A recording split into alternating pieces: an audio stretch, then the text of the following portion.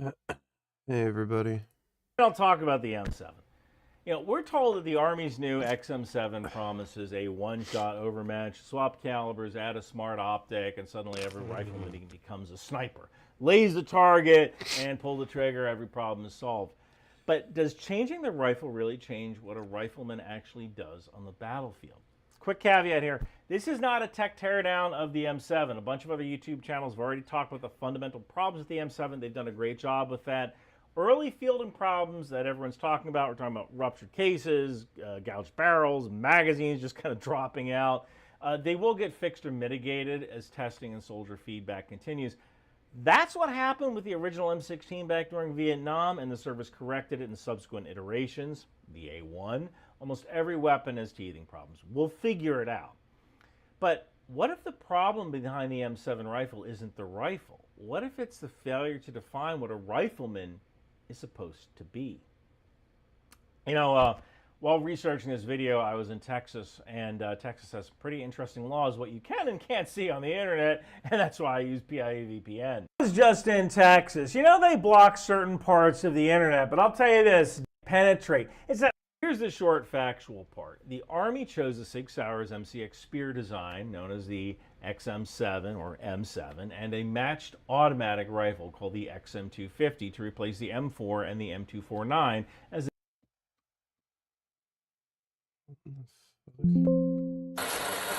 Fucking motherfuck shit!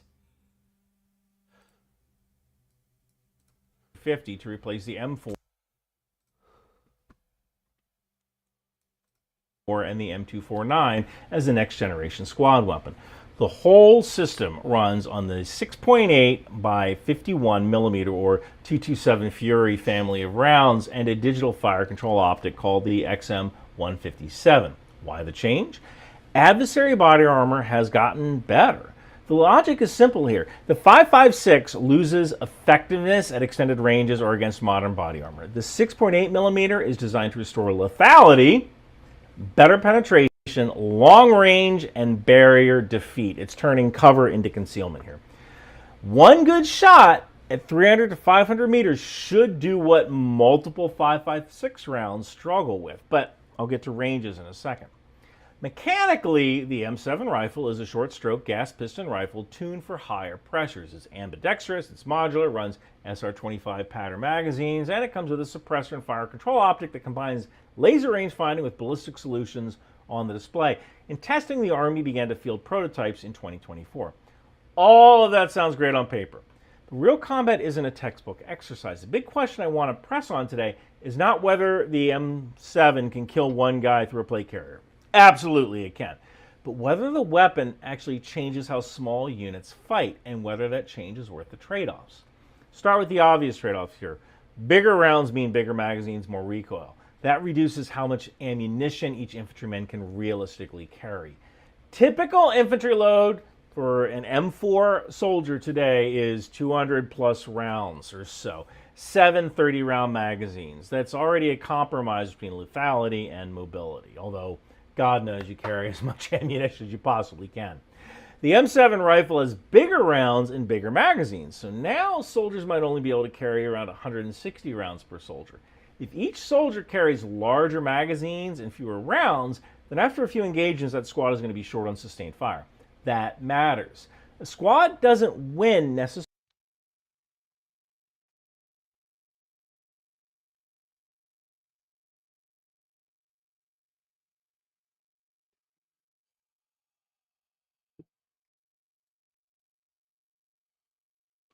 on single shots, it wins on combined effects. So let's talk doctrine and roles. Standard 4-man Army fire team looks like this. Team leader, grenadier, automatic rifleman, also known as the saw gunner, and a rifleman. The saw, or its replacement, provides volume of fire and sustained suppression that lets other teams maneuver. So you could kind of think of the saw as the most casualty producing weapon in a fire team. And when you think about it, in some ways, the rest of the fire team is the security element for the squad automatic weapon. I mean, when you are in a patrol base, where do you put your squad automatic weapon? You put it down the most likely avenue of approach for the enemy. So the light machine gun is the most casualty-producing weapon in that fire team. Put a pin in that. It's going to be important later. Replace every rifle with a long-range, harder-hitting system, and you haven't really removed the need for suppression. You still have the saw. I mean, the Army considered that it needs a saw enough to create the XM250. So let's be honest here. The squad automatic weapon is doing most of the heavy work, keeping the enemy suppressed anyway. Now, here's where comparisons to Marines matter. The Marine Corps experimented with a different model for the fire team. They replaced the saw with accurate aimed fire across more riflemen, and this is where the M27. You won't believe how Hassan reacts to when people call him out for saying America deserved 911. Cuomo talking about you with Eric Adams right now? Around with Hassan Piker, who said America deserved 9/11. I did cannot a press conference with Wendy and Sal to Churchill. I can't stress this enough. How like insincere and unserious of a campaign this has been. It almost feels like he hates me more than Zoran at this point. Have 9/11 illness. 3,000 died on 9/11. You want to say America deserves What the f is happening? 9/11? You insult.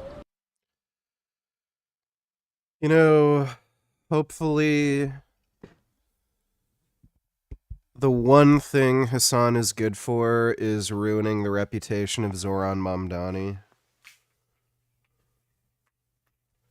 by getting that idiot to be associated with him. We can only hope. Oh my god, dude. I keep having to go up and down the fucking stairs because this cat keeps finding things from the fucking packaging that he shouldn't be playing with. I think he just found a zip tie.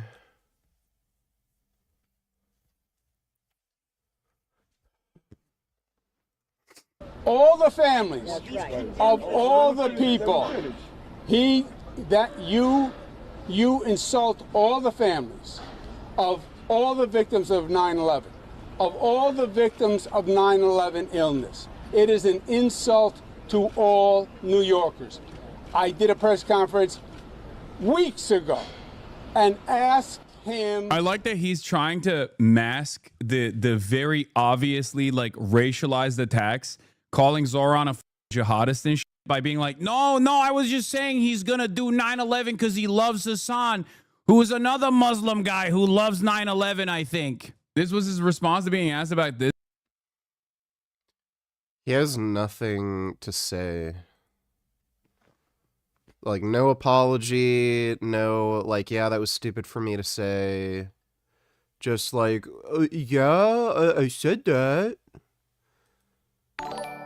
Why isn't this guy deported? My god, Hassan Piker is such a worthless piece of trash. Yeah, he is. Thanks for the donation, Dodo. 7 infantry automatic rifle comes in. And the Marines emphasize marksmanship and fire discipline over pure volume of fire. Yes, well-trained Marines firing accurately generate more effective suppression than a single, less accurate belt-fed gun. Trade-off here is training and time. Marines invest heavily in marksmanship and unit cohesion to make that model work. The Army could go that route, but it's about 3 times larger than the Marine Corps.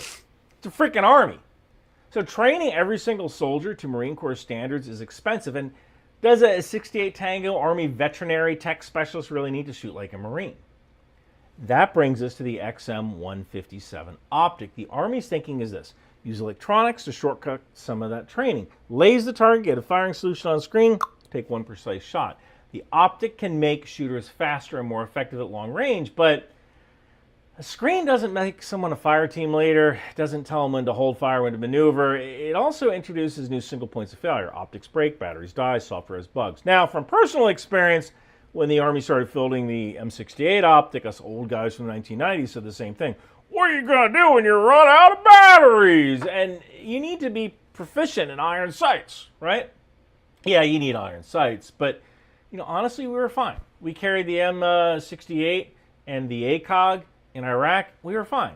Yeah, we were doing counterinsurgency where we had established supply lines instead of large-scale combat operations, which we might see against China or other adversaries, but we were fine. The fact is that if you're ever in a situation where you can't get batteries for your site due to the supply situation, you're probably not going to be able to get ammo either. So worrying about the XM157 breaking or running out of batteries, it might be a false problem.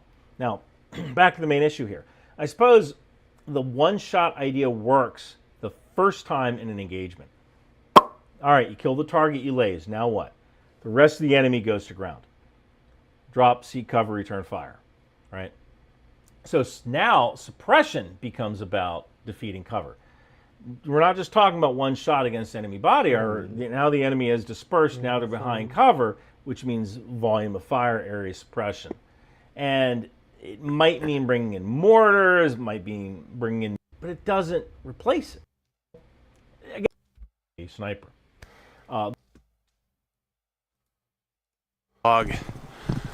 Walking up this steep path right here up to a place with the family.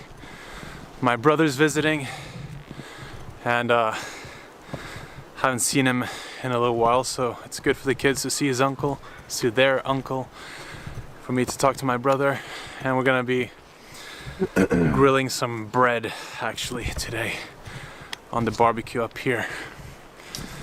And a lot of you guys have been asking, you know, for me to make videos on health, diet, nutrition, all these things, and it's not really something that I really speak much about to people in general, and since I don't do YouTube and social media that much, I haven't spoken about this stuff for a long time. Trust me guys, I'm not as out of shape as you think. What is even more sad is a lot of these SJWs would agree with Hassan, seeing how they hate America. Yeah, that's true. Thanks for the donation, Dodo. This hill is much steeper than it looks. Okay, so there you see in the background the family. You see the dog, the co-star Simba. He's always gonna make a cameo in the vlogs.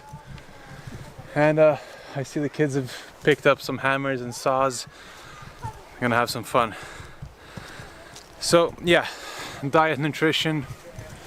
Maybe we should get, you know, my brother a little bit involved after he's played a little with the kids. Maybe he'll say a few words, because he's been a mystical creature and disappeared from social media like myself for a while, and I do see people asking about him all the time, and we'll see if we can get some words out of him afterwards. So yeah, here behind me you see this outdoor toilet where they built this shed with a hole where you can take a dump and it'll fall into a hole in the ground, and in there there's a picture of the Norwegian king and Her Majesty, and you can take a dump while looking at our... What in the fuck is he rambling about? This guy seems like he hit his head. Like, this is beyond just stupid. John Venus. Leo Venus. Long penis. Short penis. Do you think the Venus brothers do docking? I think so. I think their foreskin is really baggy like an old sweater. Bet it's cozy in there. Are they gay? Do they share poop? Would you share your poop with them? I don't know. Thanks for the donation, dude. Rulers, essentially. So yeah, Norway's a monarchy. If you didn't know that, now you know. Yeah, nutrition. What am I doing nowadays for nutrition? I am not in the best spot nutrition wise for the last year. I've been eating a lot of processed foods compared to when I didn't eat processed foods. And for you guys who know my vlogs and who've seen my videos before, you know how much I enjoy food and how I enjoy unhealthy stuff, which is, you know, part of the reason why I was very inspired to talk about this topic before, because I know how much of an addiction and a dependency we can create on those foods and these unhealthy things, because they are very addicting and very appealing, and we all, you know, crave and want to eat these foods, but have to exercise willpower and have habits in place that prevent us from doing that. Otherwise we would just be eating crap all day long, every day, the whole year. So I have been doing a bit too much of the wrong foods, that's for sure, especially while working late in the recycling facility, etc. A lot of times I just went for convenience. A lot of times I would just fast and not eat the entire day, and then right before bed I'll just have whatever is in front of me, or just get one of these cinnamon rolls at the shop. Not sometimes, that would happen a lot after work, and they are delicious. Wow. And in Norway it's kind of like the national dish, cinnamon rolls. And yeah, it's not been great, but at the same time it's not been horrible either. Like, my not great is not going to be like someone else's not great. Your amazing might be you know, a lot more processed foods than my terrible, so to speak. So it's all, you know, very depending on where you set that limit for yourself and that bar. And so I wouldn't say I've been eating unhealthy, but way more unhealthy foods. And I don't really think about it too much. Yes, I do think about Remember, this is the dumb lying fuck who said he had to quit veganism for health reasons. And then there he goes saying he made his health worse and he's eating like shit. Oh. So this was never about health. my health, but more importantly I think about my children's health, and we always make sure that they have the healthiest foods and the most unprocessed foods possible. And then, you know, as most of us parents do, I think, and it's not good, but we prioritize our children over ourselves in terms of health. And the correct thing would be to have a focus and a priority and an insistence on eating healthy every day for everyone, right? But that's not real life. We as adults, responsible adults, having a job, having all these pressures in life, stresses, responsibilities, we do you know, get emotional quite quickly, and we go for the decisions or the actions that are the easiest and will make us feel as good as possible in the shortest amount of time and give us that dopamine boost, which is obviously not a good thing, but it does happen a lot in everyday life for the vast majority of people, and I'm no exception. He kind of rambles like an old bitch. Like, have you ever talked to an old lady? Username, donate $2. What lab did you order Retta from? Approximately how much did you spend? Thanks for your expertise. Obviously, can't fucking tell you that on YouTube, so that's a stupid question. I've been paying about $200 per 10 milligrams for it. I've seen some other places where they're selling it for half the price, so $200 for 20 milligrams. The site that I'm ordering from, though, it's the... I guess I haven't really shopped around, but it's the only site I've seen, aside from maybe one other exception, where they posted third-party testing with, you know, batch numbers. So I know it's real, and I've used it, and I know it's real. I'm not on it right now, but yeah, I can't tell you where I'm getting it from. That'd violate TOS. But yeah, I've paid about $200 Canadian per 10 milligrams, and I've seen a few other places that selling it for about $200 for 20. Thanks for the donation, Ben Boy. Made me think of you and our time together at camp.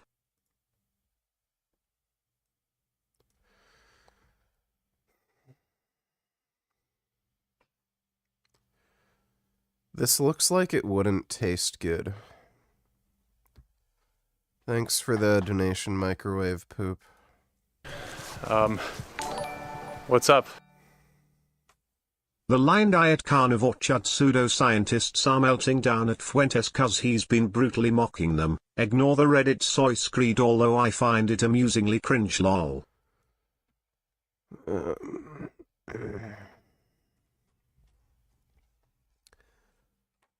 Fuentes told somebody to kill themselves for suggesting the ancestral diet.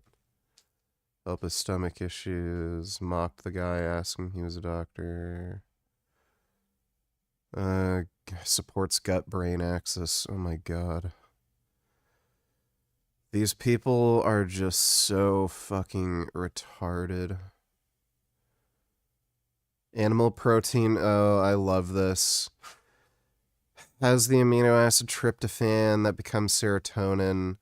So these dumb fucks don't realize that not only does your gut not produce the same type of serotonin, the serotonin in your gut doesn't reach your brain. These people are just fucking stupid. Yeah, they should fucking off themselves.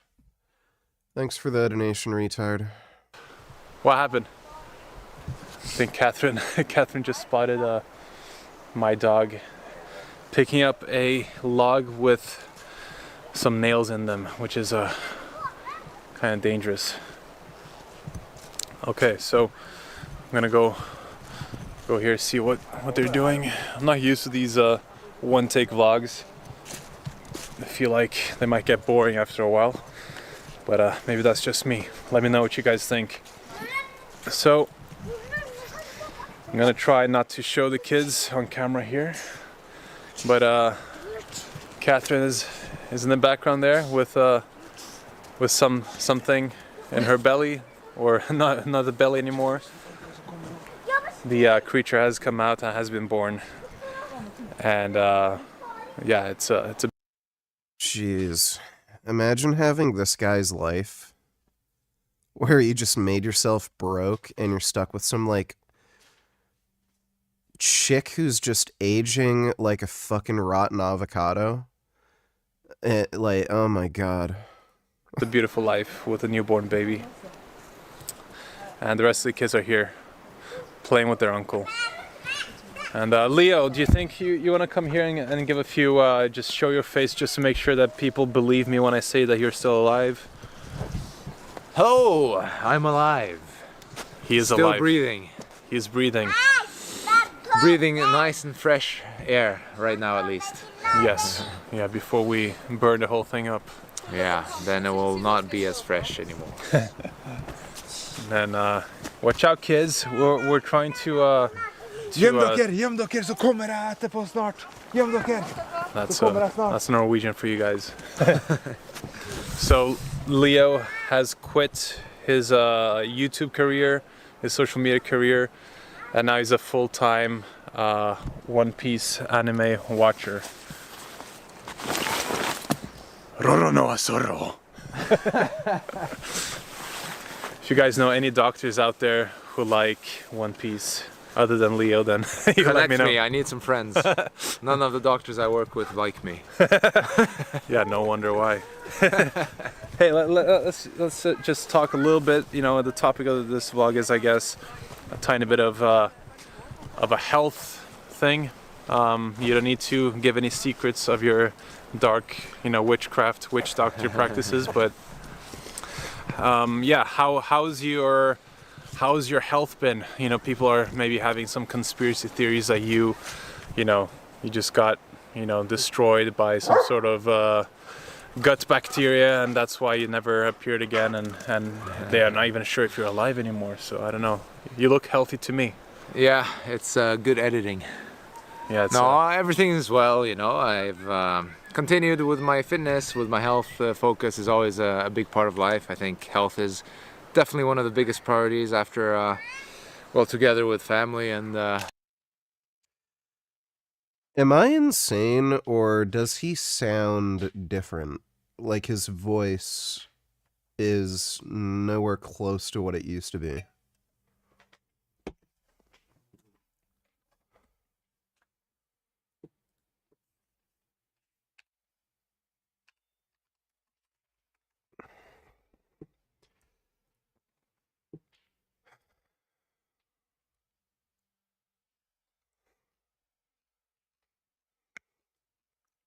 Did he nuke his channel?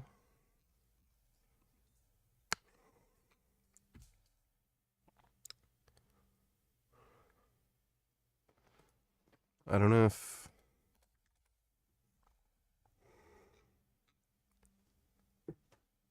Weird. What do these SJWs have against America so much anyway, VG?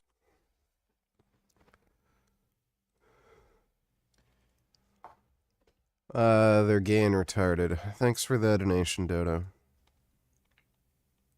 Official things, but for myself, I felt that the balance or the totality of the impact of social media was more so negative than good relationships and freedom to live life and Okay.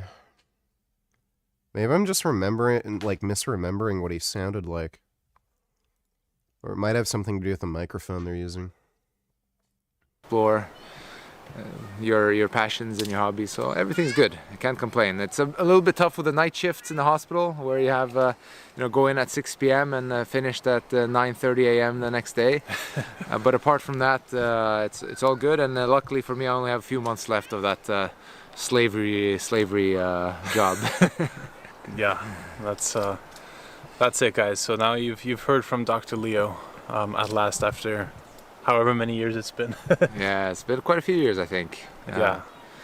Yeah, for sure. Okay, thank you for your little cameo, Leo. Now, you're welcome. Now go away. Can I leave? Yes, please. Nobody wants to see you anyway. Yeah, so that's my, I was gonna say big brother, but he's only bigger in size, not in muscles though, just in height.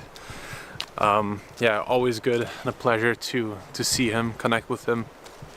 And now that we're all, living in Norway, it's extra fun to meet up, and we get to meet up way more often than before, because before we were kind of spread around the world, living in different places. So now it's definitely good to have him and my parents, my sister, and my youngest brother close by. This hair is going crazy. Wow, look at that. Anyways, might have to cut that soon. Yeah, it's amazing to have everyone in one place. Like Leo said, family is one of the most important things. And again, when it comes to health and fitness and just living a good life, your emotional state, your mental state is going to be way more important than nutrition. What you're eating, how much you're exercising, how many reps you're doing, sets. It's all about family and connection and love. Being there for each other, being in each other's presence, really listening and sharing how you're feeling, your thoughts, your theories about life. Not being able to breathe out of your nose is fucking annoying. Oh man. I dislike getting sick very much. Dick. The world, what's going on, and just having a connection is gonna do more for your health than any superfood, any type of diet. Hey, Death of Rabbit, what's up? Hey, Rob Ford. That exists out there. Fob roared. And I remember when I was very focused on this topic on YouTube, a lot of people kept going on about the blue zones and you know, all these things, and everyone was so focused on the nutrition and having all these theories and debates about whether or not these blue zone populations were eating more fish, more meat, more vegetables, no animal foods at all, etc., while ignoring the fact that the commonality between all these places with good health and longevity was the social and emotional bond that people had to each other. And that's the most important thing, because at the end of the day, health is, you know, is pretty simple in its, you know, core.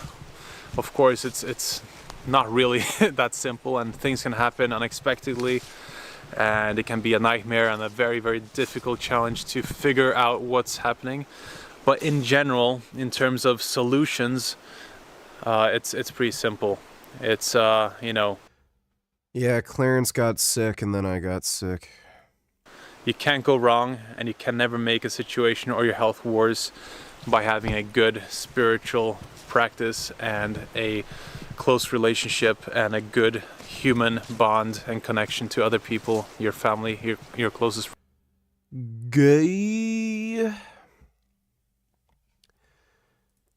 I love just living with my cat. It's nice and simple. My dad once said very wisely, America is the worst country but is still the best country when compared to all the other countries. Pretty much, you know. Yeah, pretty much. Thanks for the donation, Dodo.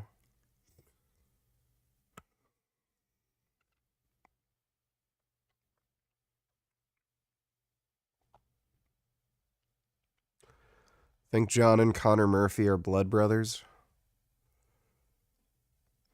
I'd say John is more dumb, Connor Murphy's more crazy. Did you know Destiny, aka Stephen Kenneth Bonnell III, was named after a woman? He has a girl's name. U-U-R-R. John Venus Penis. John Penis. U-U-R-R. Destiny has a woman's name. He pretends to be a female online. John Venus. John Penis. 77 quintillion 777 quadrillion 777 trillion 777 billion 777 million 777,777.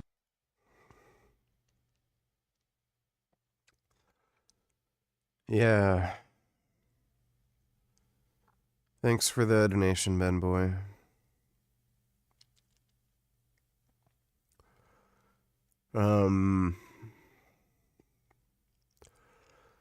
I don't know why people like having a big group of friends and family and shit they have to talk to.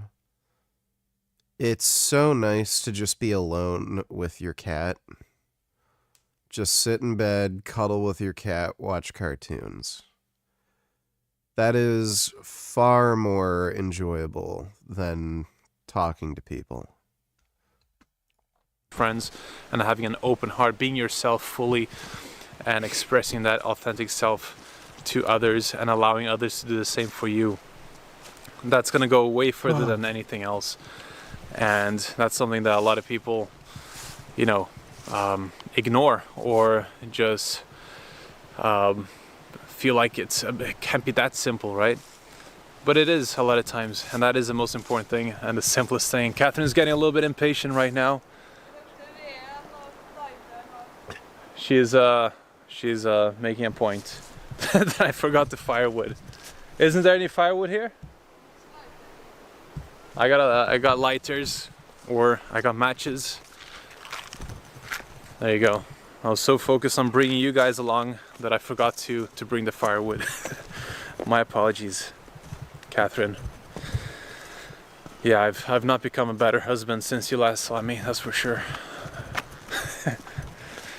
Anyway, at the end of the day, health, you know, the core message. And that's because animals are better than people, VG, and you know it. Yeah, that's true. Thanks for the donation, Dodo. for some, I'm high right now. I took a fucking THC edible. So that might be the reason this is happening. But for some reason, this scene right here triggered, like a skit in my mind where, I think it's because he mentioned firewood.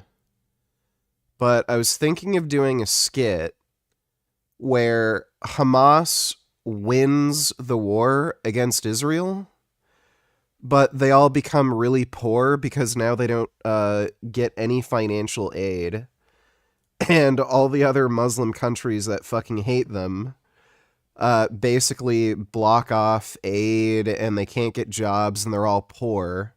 They're way worse off than they were. Even though they thought defeating Israel would, make them better off. And then, you zoom into a Muslim family, and they're freezing over the wintertime, and they're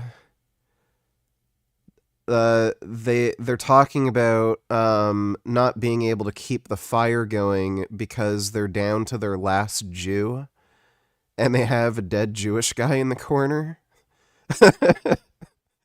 And they'd stack dead Jews on top of each other to keep the fire going. I don't know if that's too extreme for YouTube or if that would be taken the wrong way. But I thought that would kind of be funny.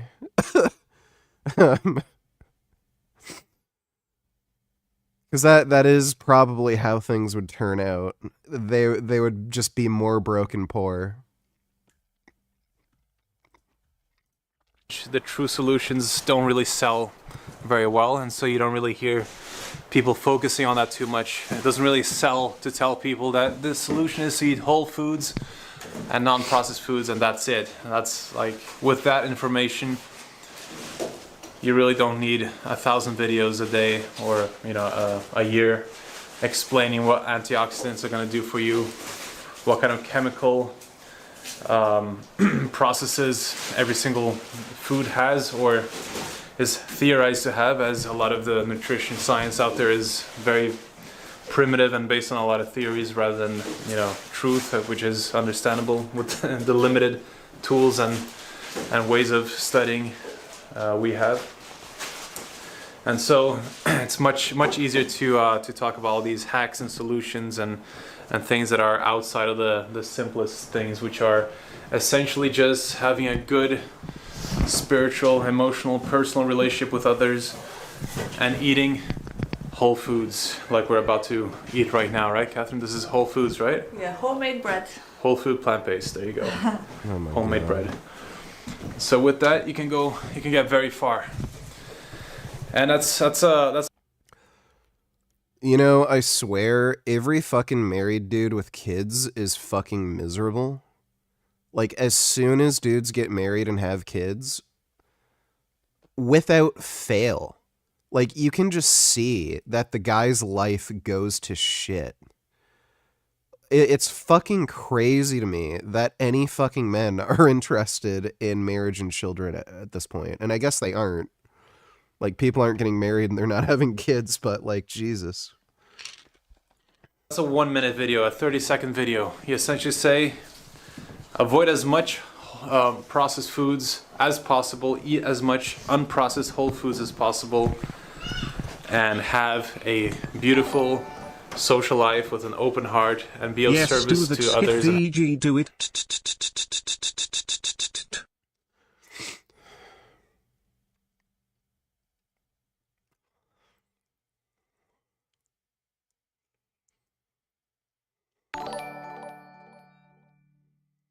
Skip to 7:25.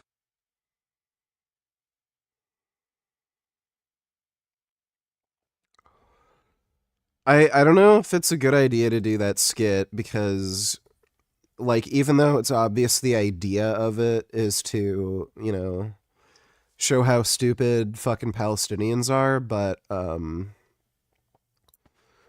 Yeah, I don't know. Having a video on YouTube where you're talking about burning dead Jews as firewood, like, regardless of context, I'd probably risk running into issues. So, it would be funny, though. Thanks for the donation, Dodo. Crap. Retard. I was pretty shocked when I saw. I hate this guy's fucking channel. 725. Straightening it back out for round 2, the battery decides it's had enough.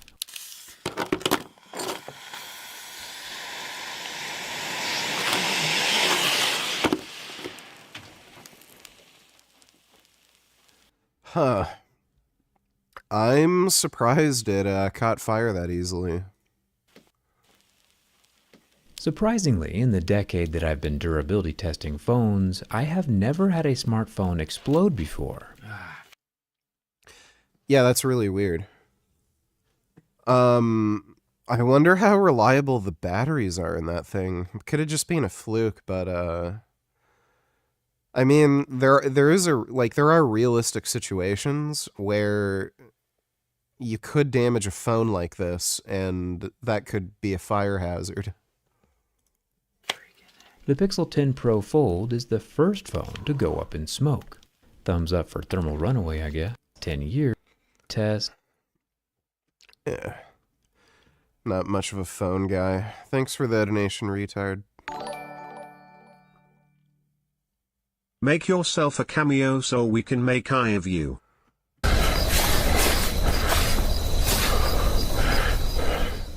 Hello. Pay child support. Bro, you told me to click on that fake ass bullshit.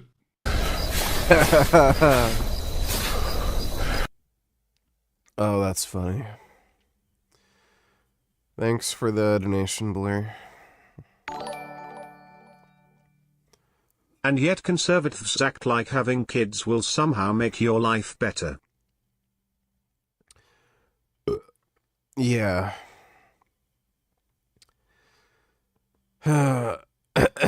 Pretty ridiculous. Thanks for the donation, Dodo. Friends equals obligations and subjective feelings that have to catered to. Except when you connect with a like-minded individual with no expectations, then it's good vibes. All the married people at work just complain about their spouses. Yeah. They're dumb. Thanks for the donation, Yoshi. Help each other, and that's it. That took me 30 seconds, and that's the only message needed for health recommendations and health advice, which is why I'm not passionate about this topic, because that is the main core message. I don't need to go into all the details because they are very unimportant compared to the general message of eating as much of the good stuff, as little of the bad stuff as possible, and taking care of your mental, emotional, and spiritual life. So yeah. Gay. Catherine's lighting up the fireplace. Kids are still running around. I think I'm gonna end this vlog right now. I hope you have been enjoying this, and well, John Venus is still quite dumb. Dale and Pepper is. And speaking of stupid, the most powerful training secrets of old-time strongmen. I'm sure this will probably be fucking stupid. Squarespace, the website building platform that makes it extremely... This is certainly the case in the world of... That guy was not strong. He's a fraud.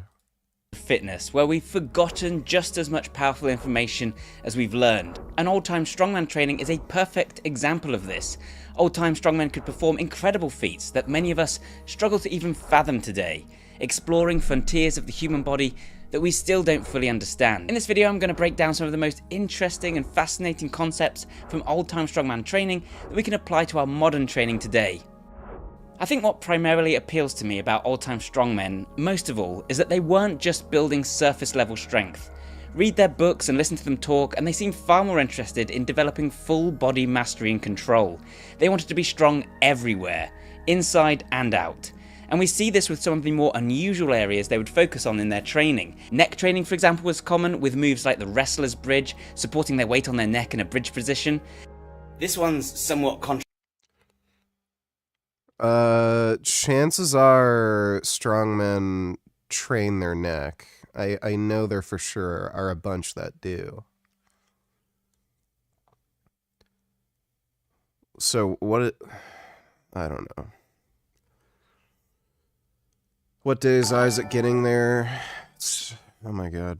Also, of course, you would run into issues that SpeakU's YouTube are a bunch of spineless cowards who take you down for copyright bullshit and for rightfully attacking a terrorist organization, but are totally cool with pedos and animal abusers on the platform. Yeah, it's pretty gay. Thanks for the donation, Dodo.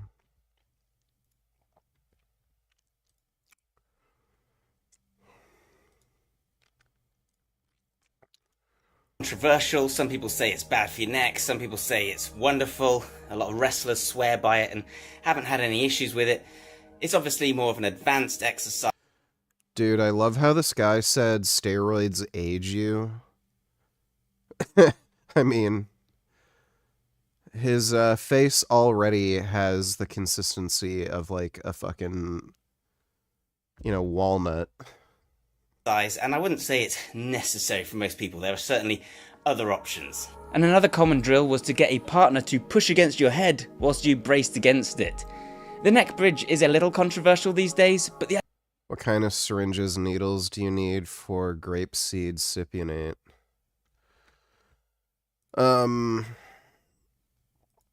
You can use insulin needles or anything else you want. So some people prefer doing daily injections with insulin needles, and grapeseed oil is pretty thin, so drawing an insulin syringe with grapeseed oil wouldn't be, that much of a pain in the ass. The oil would run fairly well. I don't like using insulin needles for steroid injections because I feel like I get more post-injection pain. Deep intramuscular can avoid post-injection pain, and it absorbs faster too, deep intramuscular. So you feel it kind of hit you more, which I prefer. So if you're kind of a baby and you're afraid of needles and you just want like a little pinprick, you might want to use insulin syringes, just 1 ml syringes. If you want to do deep IM, then I would go with probably at most a 27 gauge. You can find plenty of 27 gauge 1-inch needles. Or you can use like a 30 gauge. I've been using 30 gauge 1-inch syringes, and I'm using testosterone. I was using Test-Sip, but I'm using Testanenthate now. And that's in, whatchamacall, MCT oil, which is more viscous than grapeseed. So you can't draw it out with a 30 gauge 1-inch needle, but for extraction I use a 22 gauge. But for injections, a 1-inch 30 gauge needle, you can push it in really easily. It's not like it gets stuck and you have to like use all your force. So just to reduce scar tissue, prevent some pain during injection, because it is a needle, I'd recommend injecting with a 30 gauge 1-inch if you want to go with deep IM. But I do have a pack of 25 gauge needles still. I use those for my glutes. The 30 gauge 1-inch needles, that can actually be a bit difficult to inject your glutes. But again, ideally, you'd probably just use a 27. 27s are a little more rigid, so.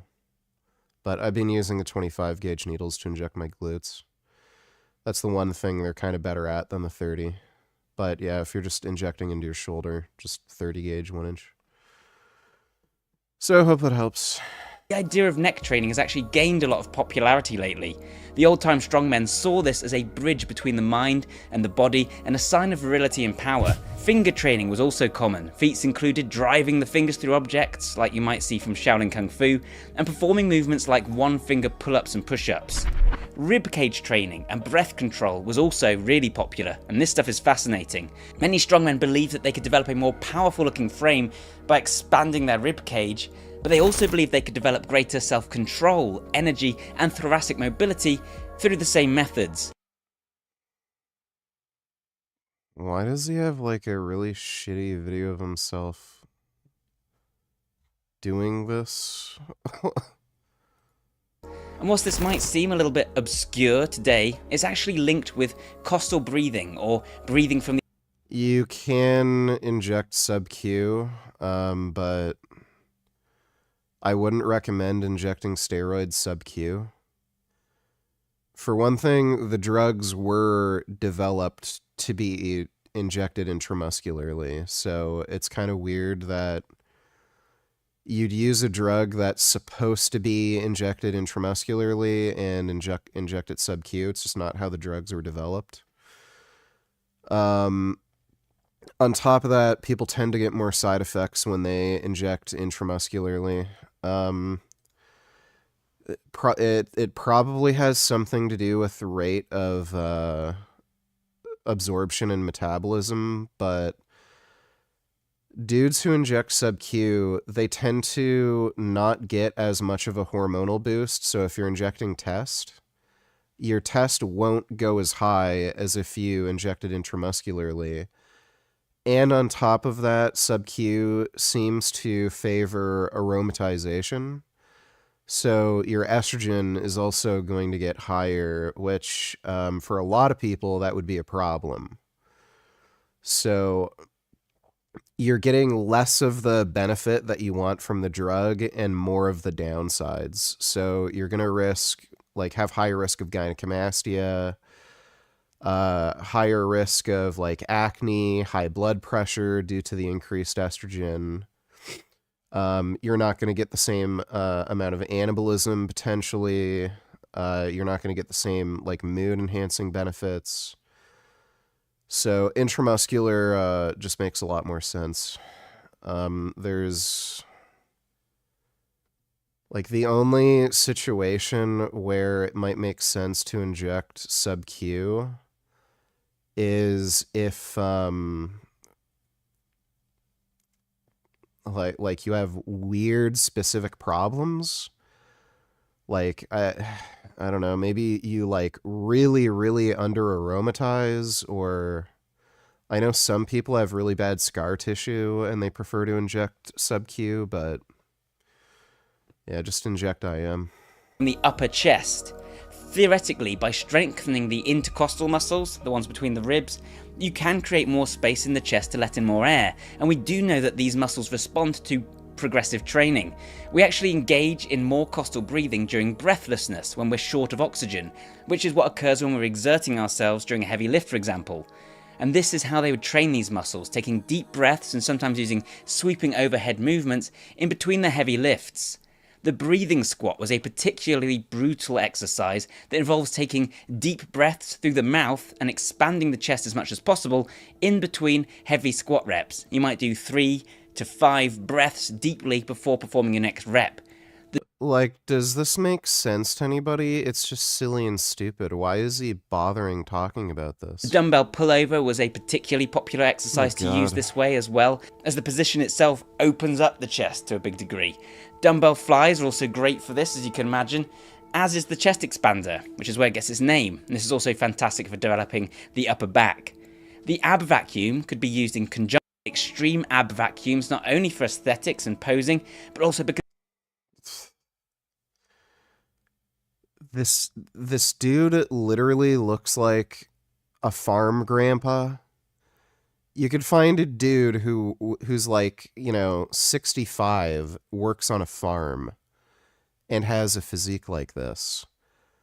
As if I'm gonna take advice from a fucking tiny little manlet with like 15-inch biceps, and he's not even in particularly good shape. Like look at his stomach. Like no visible abs or anything. You can also tell his legs are kind of puny. Like he's talking about, oh, these old-time strongmen, they had some of the best routines and they're doing these exercises that people aren't doing anymore that are so beneficial. And then he shows the guy with, like, even for that time period, like not even a mid physique. Like as if like you would have had Steve Reeves around this time. Like how fucking stupid is that? It's like one of those fucking science nerds on fucking TikTok. I just found the best exercise for my back. And they have no back. Like they're built like a 12-year-old boy. Because he believed it could strengthen the core and the transverse abdomini and massage the organs to improve digestion. Again, we see similarities here with Shaolin Kung Fu and Qigong. And while the usefulness of this internal organ massaging is debatable, we do know that this can mechanically stimulate organs like the liver and intestines, and we'll see another interesting use for this in a moment. Such feats would also allow old-time strongmen to increase intra-abdominal pressure, thereby stabilizing themselves during difficult lifts. It would allow for more oxygen turnover during strenuous exertion, and it would allow more awareness of the inner workings of the body. This guy's fucking stupid. Everything he just said is horseshit. Where's he getting this from?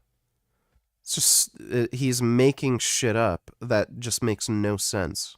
In other words, they were going beyond just the surface level, just the mirror muscles, way before functional training, and they were training deep internal aspects of their physicality. Grip and forearm training were also particularly of focus for old-time strongmen. One of the favourite stunts of old-time strongmen was to lift an incredibly heavy barbell. Again, if we're gonna listen, like, if we're going to emulate success, like, oh, let's listen to the guys who, like, are really strong and... I mean, are you kidding me?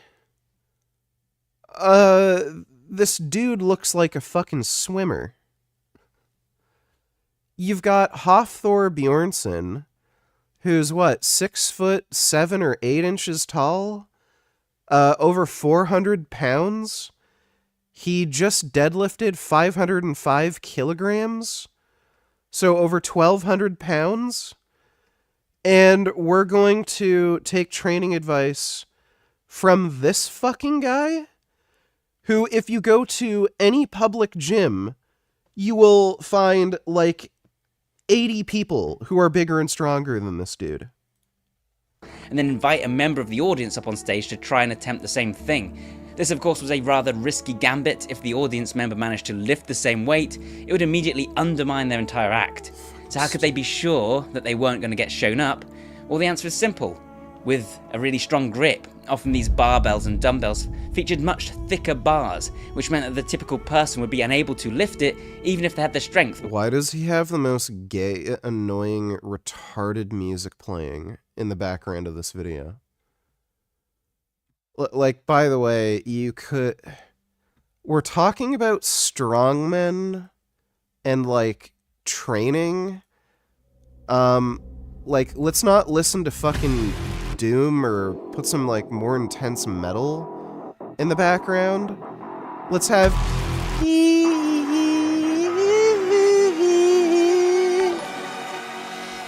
Fucking retarded. And Spec King of simping for a terrorist organization. This footage that you're seeing right here was provided by the IDF, and right there, they're marking the quote unquote yellow line. So that's the part of Gaza that Israel now controls. Or, I mean, since effectively they're going to end up controlling all of it. It's the part that on paper they're admitting that they control. Although, as we're going to describe in this clip, it's actually a little bit more expansive than that. By the way, the portion that they're formally saying is now theirs is over half of the territory. So be clear about that. after the genocide, after all of that, at least for now, man, woman, and child should be shot if they even approach it. Not if they attack, not if they're belligerent, just TYT is just so fucking retarded, dude. Like, anybody with even like 6th grade like reasoning skills, maybe even like 2nd grade, like, can just look at the situation and just understand why Israel is doing this shit. But like, everything they do is just so dishonest, so stupid, just so childish. War is bad, killing not good. Like, I can't fucking... Why does anybody listen to them? Thanks for the donation, Dodo. Because they couldn't get strong enough of a grip on it, and very few people would train their grip. There was even an impossible dumbbell, which was apparently really hard to lift for that very reason. Allow me to present the famous inch challenge dumbbell. By the way, this is a common standard event in modern strongman. So why is he acting like a 1-inch dumbbell is something that is like an old-time secret, but this is a standard event in modern strongman. Like, on top of that, even bodybuilders use things like fat grips. The fat grips are basically a 1-inch, it turns any dumbbell into like a 1-inch dumbbell. So like this is something that a lot of people are fucking doing. And then he's acting, this is a secret of an old-time strongman. By the way, look at the fucking guy he shows a video of acting as if, oh, these people had really great secrets for like strength and conditioning training. A guy who looks like your average fucking grandpa. Just fat, out of shape. And again, we can look at modern fucking strongman. Like, I don't know. If you wanted to, like, be as strong as possible, would you rather take training advice from this guy? Or take training advice from this guy? Like, again, the idea is to emulate success, right? So am I going to listen to this guy and kind of copy more of his training? Or copy this guy's training? Doesn't seem to be working out as well for him. Bioneer is so stupid. Like, I really can't stand this guy. He's just so dumb. Agreed, VG. As I always say, all we're saying is give war a chance. Yeah, exactly. See if you like it. Thanks for the donation, Dodo. Are you eating fruit or anything sweet lately? Well, I eat fruit every day. I got lucky. I went to the grocery store today, and they had raspberries on sale for 50% off. So I ended up getting 2, 4, 6, 8, 10 cartons of raspberries for only like, $20 or something.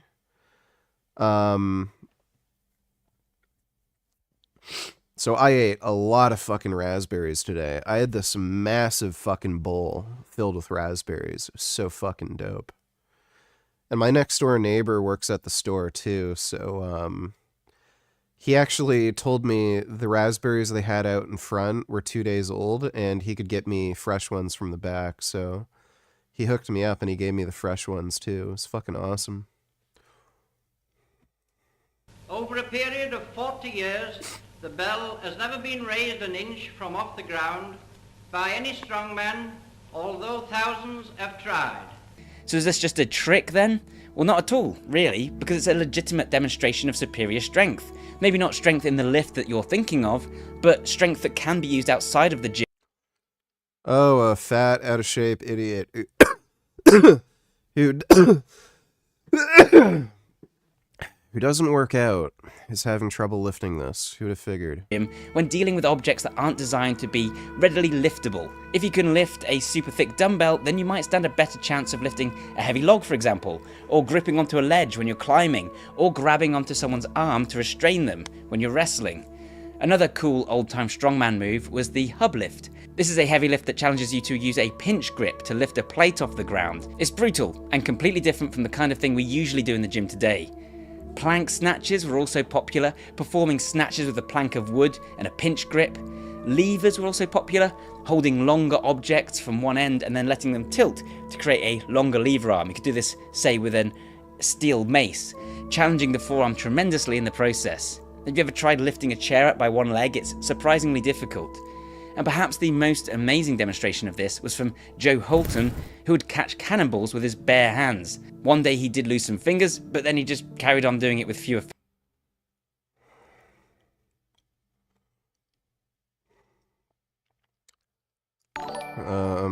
Right. As Metal Gear Soiled once said. Let me see, Dodo. Oh, you're saying, give war a chance!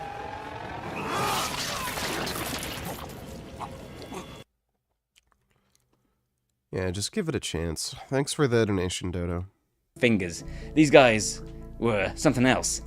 If you want to try something similar, then you can wrap a cloth around a dumbbell to make it thicker, or use something like fat grips. Exercises like the rope climb or even doing pull-ups from a tree branch actually have that grip training built in.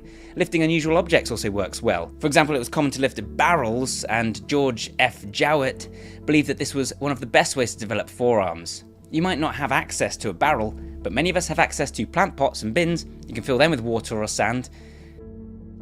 Then there's the bending and the twisting and the unusual angles. A lot of the old-time strongman lifts involve bending and twisting the body in unusual positions that we just don't see with modern lifts today. See the Arthur press, the side press, the bent press, which is also very similar to the kettlebell windmill. Yeah, why the fuck do you think nobody does this today? 'Cause it's stupid. Nobody gives a shit. It's a dumb lift. Movements like the windmill and the bent press ask you to twist and bend the body, getting underneath the weight and then standing up with it, involving the obliques and the QL muscles in ways that other lifts simply don't touch. Like, this guy looks the way he does, and he thinks wasting his time doing this shit is, like, not saying he looks horrible or anything, looks better than your average person, but I mean, like, he's not very big, not very strong, and then he's wasting his time doing this shit when he could be doing something like, I don't know, overhead pressing. You know, like how fucking all the biggest, strongest fucking people right now do. But no, let's waste our time doing this fucking shit so I can stay smaller and weaker. So dumb. And actually still holds the world record. We actually train this stuff these days. Because this is important, once again, for actual functional strength. A lot of the movements... Yeah, right. You're a fucking, like, lightweight, fucking scrawny dude. And then you're gonna, again, lift these little baby weights doing this stupid shit when you could be trying to get, you know, your overhead press to over 200 pounds. It's just fucking retarded. we need in real life involve twisting or bending, whether it's squatting down to get something off the floor while carrying your child, throwing a ball, heaving a piece of heavy furniture across the ground, ensuring that you're strong from every angle, and also developing the kind of thick and powerful looking core that some people still find quite cool, myself included. To be clear, I'm not an expert on any of these weird lifts, the bent press, the side press. Oh, weird, so you don't even do them because you know they're a waste of time. You know, this guy looks like he could be a Halloween... Yeah, he literally looks like a Halloween mask.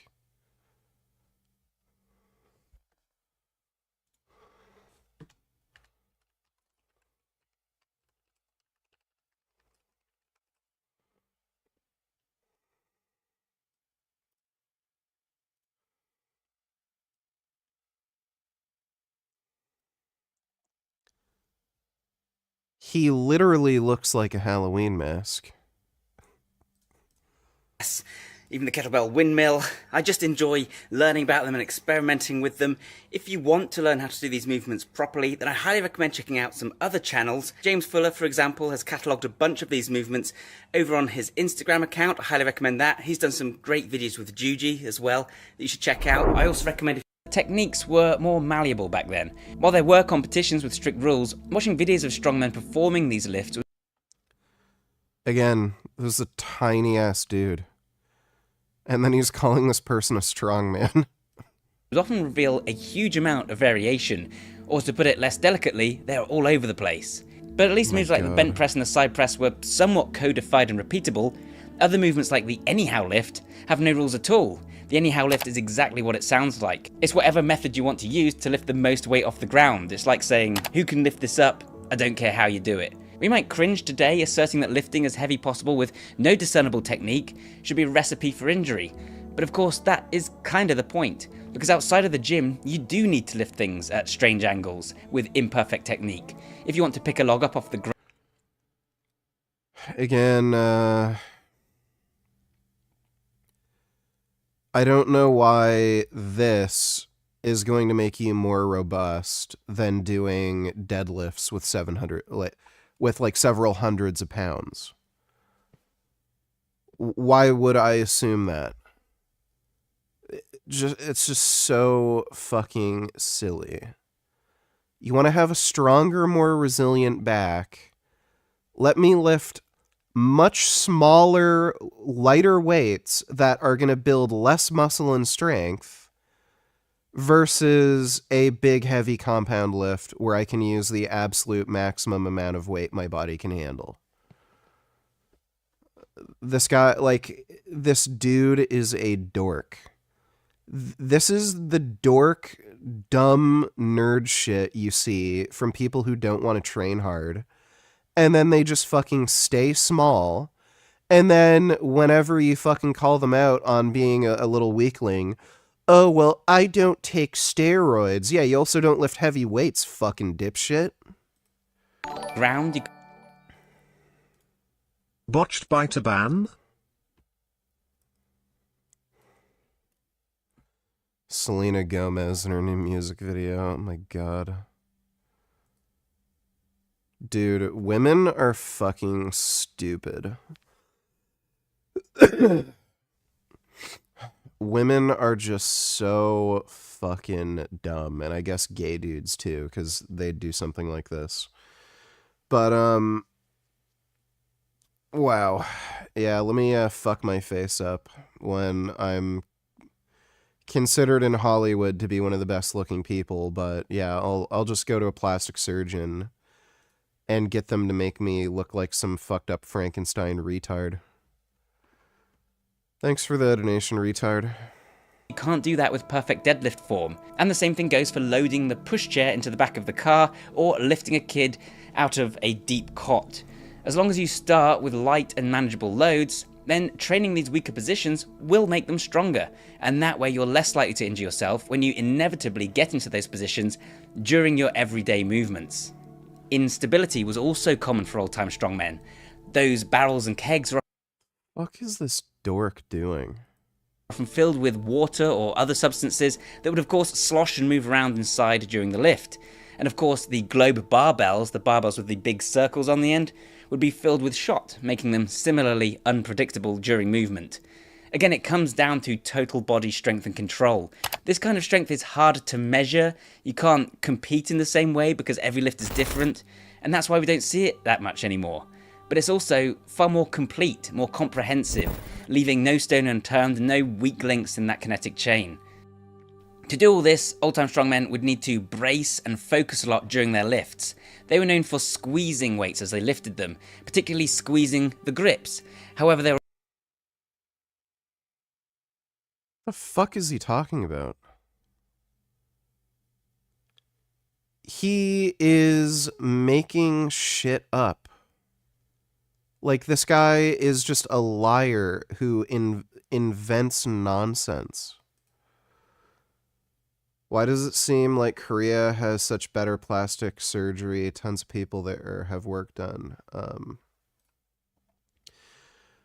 Well, it's not that they have better plastic surgeons. It's that they kind of specialize in a particular type of surgery.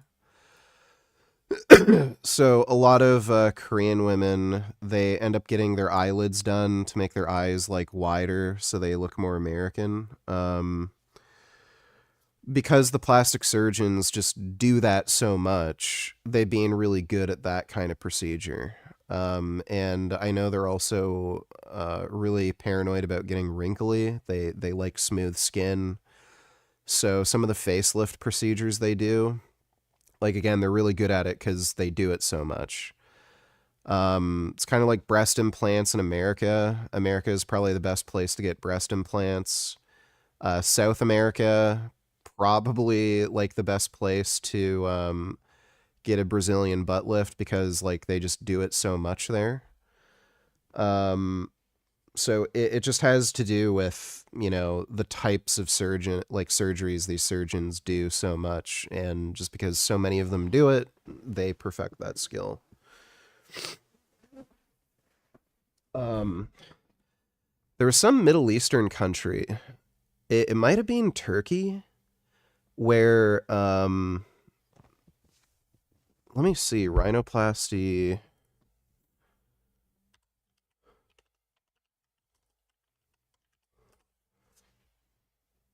Iran. Yeah. Iranian rhinoplastic surgeons are some of the best because they do it so much.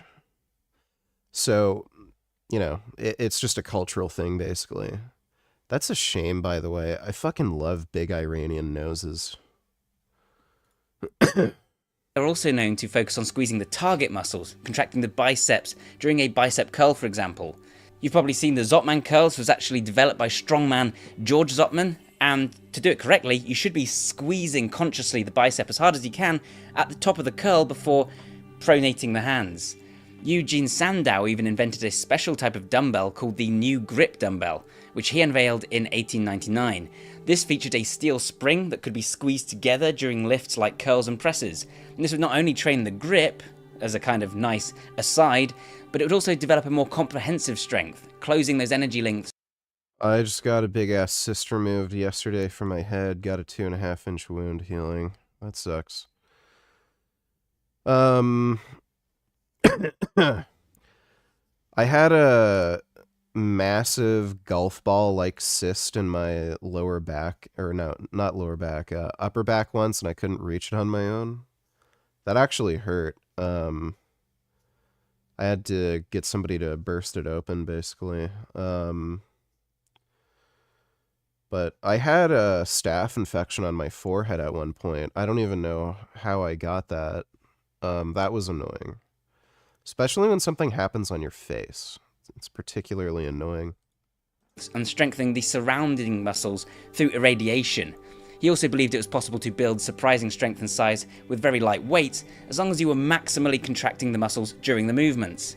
And going further, we would see total... That's cool. We know that's not true, so why the fuck would we listen to some scrawny-ass fucking dipshit who didn't make any gains when we have modern strongmen that are bigger and stronger? It's fucking idiotic.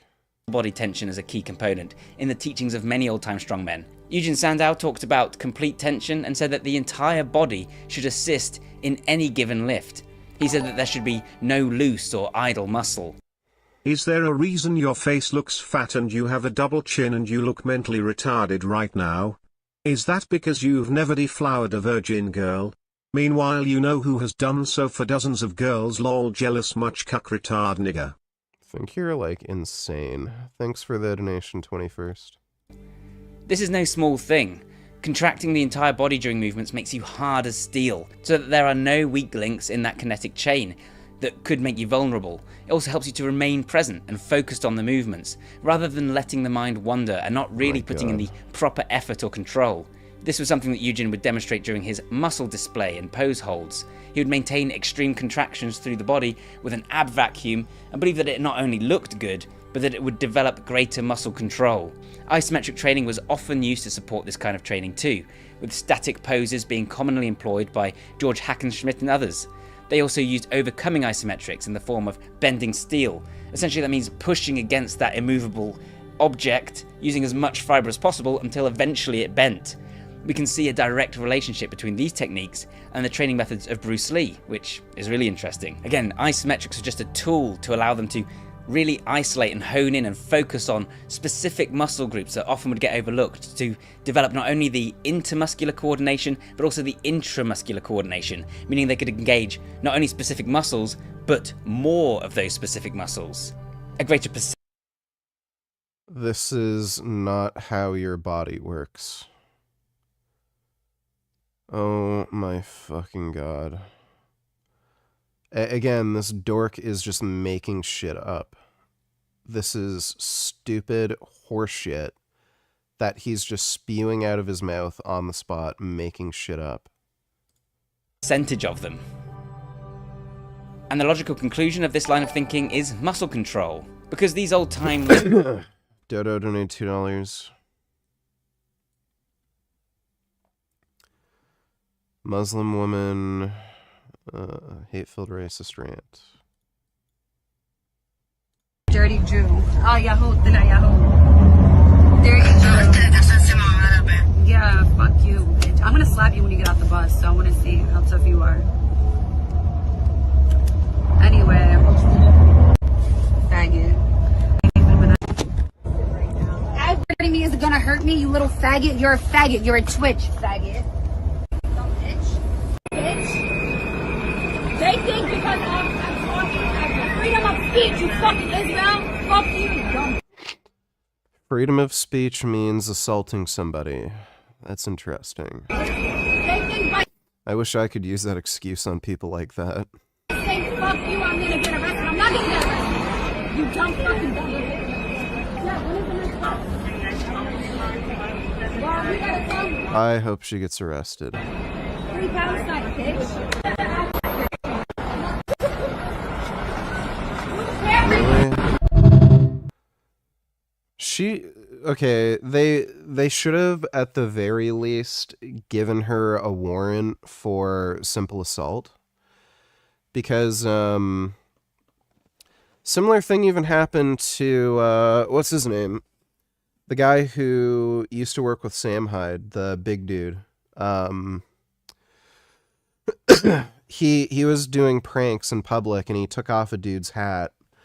And the police gave him a warrant for simple assault, and he had to go to court, or turn himself into a police station so that they could set up a court date. They should have at the very least done that. Like, I don't. Why the fuck are the police so fucking useless? Like, some fucking crazy bitch starts, like, actually assaulting you, like, whacking you with her purse or something, like, being anti-Semitic, and then they just get to leave? Like, I can just go up and hit people and shit, and that's okay? It's fucking stupid.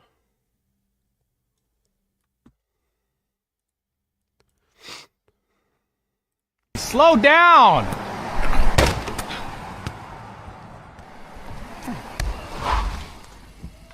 Bro, you did not just throw a cake at my car. Dude, easy. It's kids up. Shut up. Pick up your shit. These are obviously skits. Pick it up. Always freaking speeding. It's 20 miles an hour. It's 20. Here we go. Slow the fuck down, bitch. 484, you fucking queen nugget. Slow the fuck down. And another speeder. Slow down. Going 60 and a 25 in a school zone. Here he is, bitch. Eat these strawberries, you fucking shit whistle.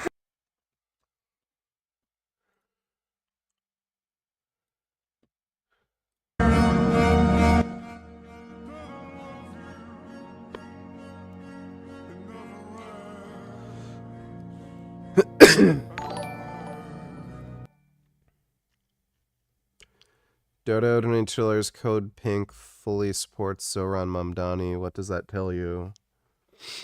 Also, she looked like Greta, but not retarded. Okay, I'll watch that in a minute. Thanks for the donation.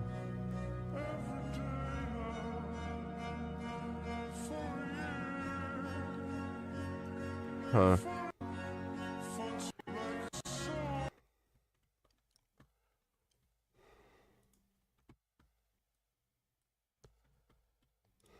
I don't know you. I'm waiting for my friend. Oh, it's okay. You just have to use the buzzer. You're not going to let me in with the phone? You just have to use the buzzer. I don't know you. I know you don't know. I have a laptop and I'm just waiting for my I know. friend. I'm just asking you to use the thing. You can't just come in behind people. I didn't think it was a big deal. My friend's coming down now, and instead of waiting in the heat, I thought could wait. You're making me feel unsafe. So if you could just please close the door. That's like not it at all. That's not it at all, bro. You can just wait for your friend. I don't let people in behind me. Like, I don't know. Like you're being really rude right now. How am I being rude? Because you're blocking the door and you're putting your foot. Because I'm trying to go inside. So You can wait for your friend. I don't know who you are. Can you get this lady away from you? This man's. She was coming in behind me, bro. It was really rude. Like she just put her foot. She tried to grab in, dude. I'm gonna take another elevator. No, you don't do that. It's a security issue for the building, and there's people that come in all the street all the time. You blatantly lie and say I tried.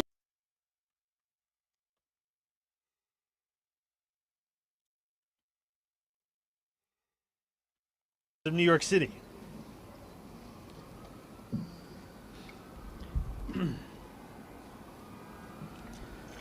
I want to speak to the memory of my aunt.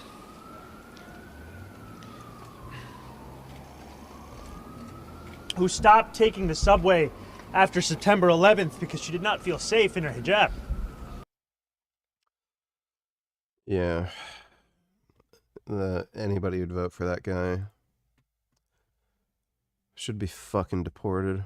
Serious problem right now? You're gonna pour that over me? No one's trying to pour anything over Okay, you. put that down then. Are you gonna drive me No, home because or you're not? disrespecting me, so you can get out of my car and. Oh my god! You're so soaking wet and disgusting, like a fucking rat.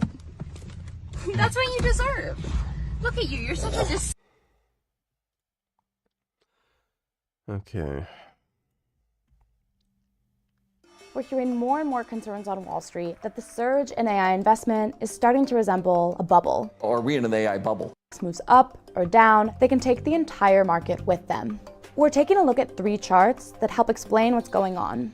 This first chart takes a look at the concentration of the S&P 500 in the information technology and communication services sector by market cap. And you can see here that the concentration has reached levels last seen during the dot-com era. One worry is that this creates really high expectations for these companies. Something like a negative earnings report or even a positive earnings report that isn't considered positive enough could have an outside early 2000s, an era known as the dot-com bubble. This was a period when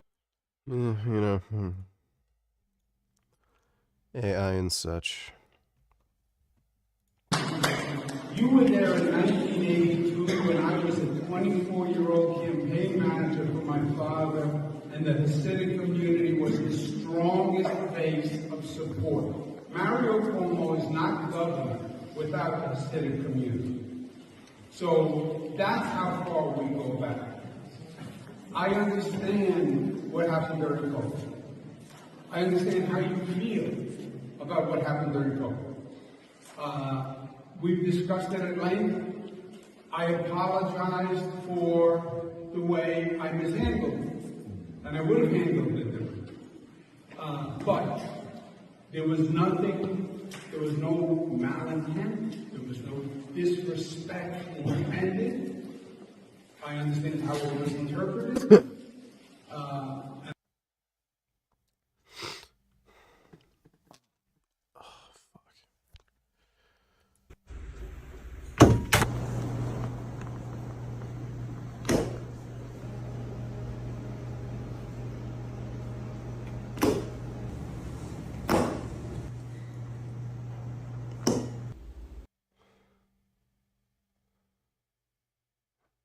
Yeah, this is why you don't go to a chiropractor.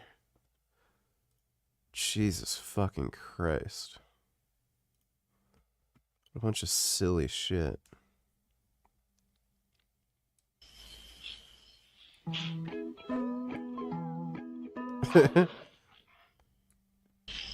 That's a good AI. Thanks for the donation, Dodo. Oh.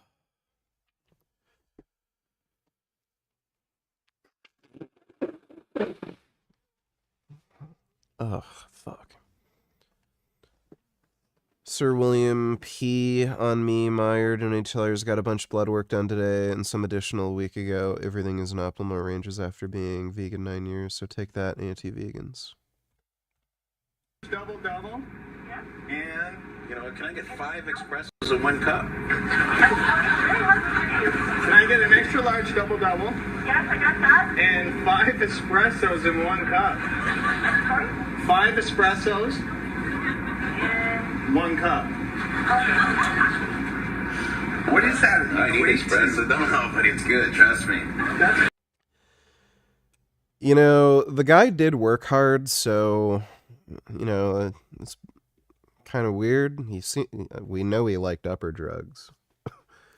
Guy was a crack addict. That's pretty funny. Rob Ford was based. Thanks for the donation, Sir William P. on me, Meyer. MTK donators traps like Kazumuki Mishima from Tekken 8.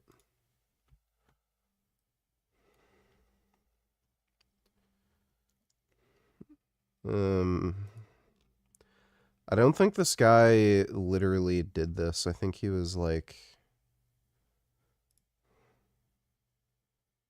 I'm pretty sure he just has a weird...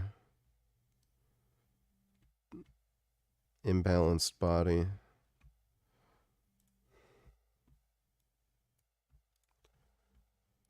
No SSD.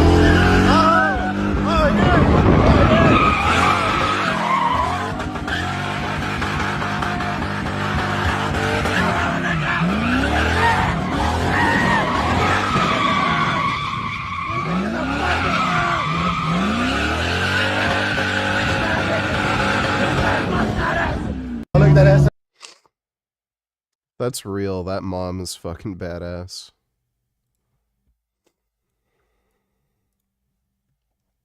Are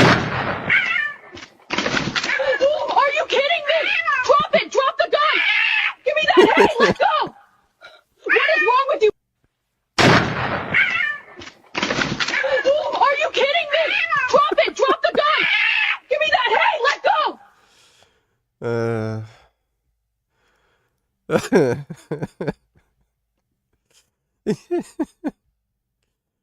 What's funny about that too is cats would actually do that if they could use guns. That's a good one. Some of this AI is actually useful. Thanks for the donation, MTK. Sid donated $2. Do you think 21st is actually part of Voldemort's cult and drank the Kool-Aid? Or is he just trolling entirely? I think he's just trolling entirely. Thanks for the donation, Sid. Oh, man. Did my first injection of tea 2 days ago, gone do another tomorrow. I was shaking before, scared shitless of putting a needle inside myself. I think ass injection will be better. How do you inject, and were you scared to inject at first too? Where do you inj?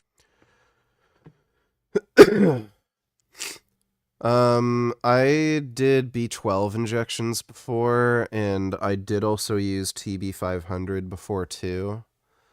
So I was kind of already used to using needles, so I wasn't scared of injecting. I was just more worried about what the steroids were going to do to me. I actually don't like glute injections so much, especially on my right glute. For some reason, that area seems to be particularly prone to like post-injection pain. Especially on my right side for whatever reason. My left, it's not nearly as bad. The entire left side of my body is actually more numb to pain than my right side. I don't know why that is. But, I inject in my shoulders and glutes. So front delt, middle delt, rear delt, and glutes. I might try lat injections at some point, but those are where I'm injecting. Thanks for the donation, though. Apple is fucking awful. Lifters believed in developing direct control over as many of their muscles as possible, sometimes even focusing on deep internal muscles. I'm not going to harp on this too long because I've talked about it before, but people like Maxit could move muscles in their core or in their muscles necessary for the movement, and perhaps a little bit of trickery. And this is so much to learn from these. Oh, what a dork. The ones you most expect. Yes, I know CoffeeZilla basically made a video with that title, but it really does apply here. Because in a shocking twist, the internet grifter who promised to sell you a secret list of get-rich-quick tricks has been charged with fraud by the Securities and Exchange Commission. Though it is actually kind of a twist because I didn't know that enforcement agencies and the federal government were actually enforcing laws against anyone who isn't a political enemy of this administration at this time. But I guess there must be still one or two unfired employees with functional ethical compasses over at the SEC, because on September 25th, 2025, the agency charged Ty Lopez and Alex Mayer, co-founders of Retail E-Commerce Ventures, REV or REV, and its chief operating officer, Maya Birkenrode, with making fraudulent securities offerings, misusing investor funds, and engaging in a Ponzi scheme. Though this probably came as no surprise to any reasonable observer of Ty's so-called media empire. Though like a lot of online grifters, Ty Lopez's origin story is a little fuzzy. There's no Wikipedia page explaining his background, and nothing on his website listing any actual qualifications beyond his number of social media followers and the amount of money he claims to have made. But despite lacking any apparent qualifications, he promised that his advice about life was worth paying an unspecified amount of money. Lopez's earliest claim to fame, and probably where you saw him for the first time, appears to be a 2015 ad called Here in My Garage, where Lopez hawked the Lamborghini that he putatively paid for. Here in my garage, just bought this new Lamborghini here. But you know what I like a lot more than materialistic things? Knowledge. Now, Lopez claimed that this ad brought him in somewhere between $75 and $100 million, though it's a little unclear exactly how that ad translated to those profits or revenue or have any bearing on reality. Phase 1, collect underpants. Phase 2, Phase 3, profit. But Lopez followed that up. When is your boyfriend, ask yourself, moving in? The one that got destroyed by Jay Dyer. When will you be based and become Christian? Accept the Holy Trinity. Jesus is God. The pendulum is swinging, and I know you know that's the case. Christianity for the W. He's moving in a few days. Thanks for the donation, though, Mac Daddy. Have you been training while sick? No, that's a stupid idea. Up with a TEDx talk where he dispensed the groundbreaking advice that people should read books and find a mentor. Was TB500 worth the effort? Yes, it works extremely well for connective tissue injuries. So yeah, definitely. Thanks for the donation, though. Apple is fucking awful. He managed to leverage these thin credentials into an online business where he sold his 67 Steps to Success program, books, and podcast appearances. He touted advice on everything from business investments to body fat to dating. Now, we'd like to show you some of his YouTube videos, but everything on his channel has mysteriously disappeared. Can you smell that? That smells like spoliation of evidence. But I guess we'll just have to settle for Instagram. If you want to make 10x your money or even 100x your money, find something in the world everybody needs, nobody can stop, and few people understand.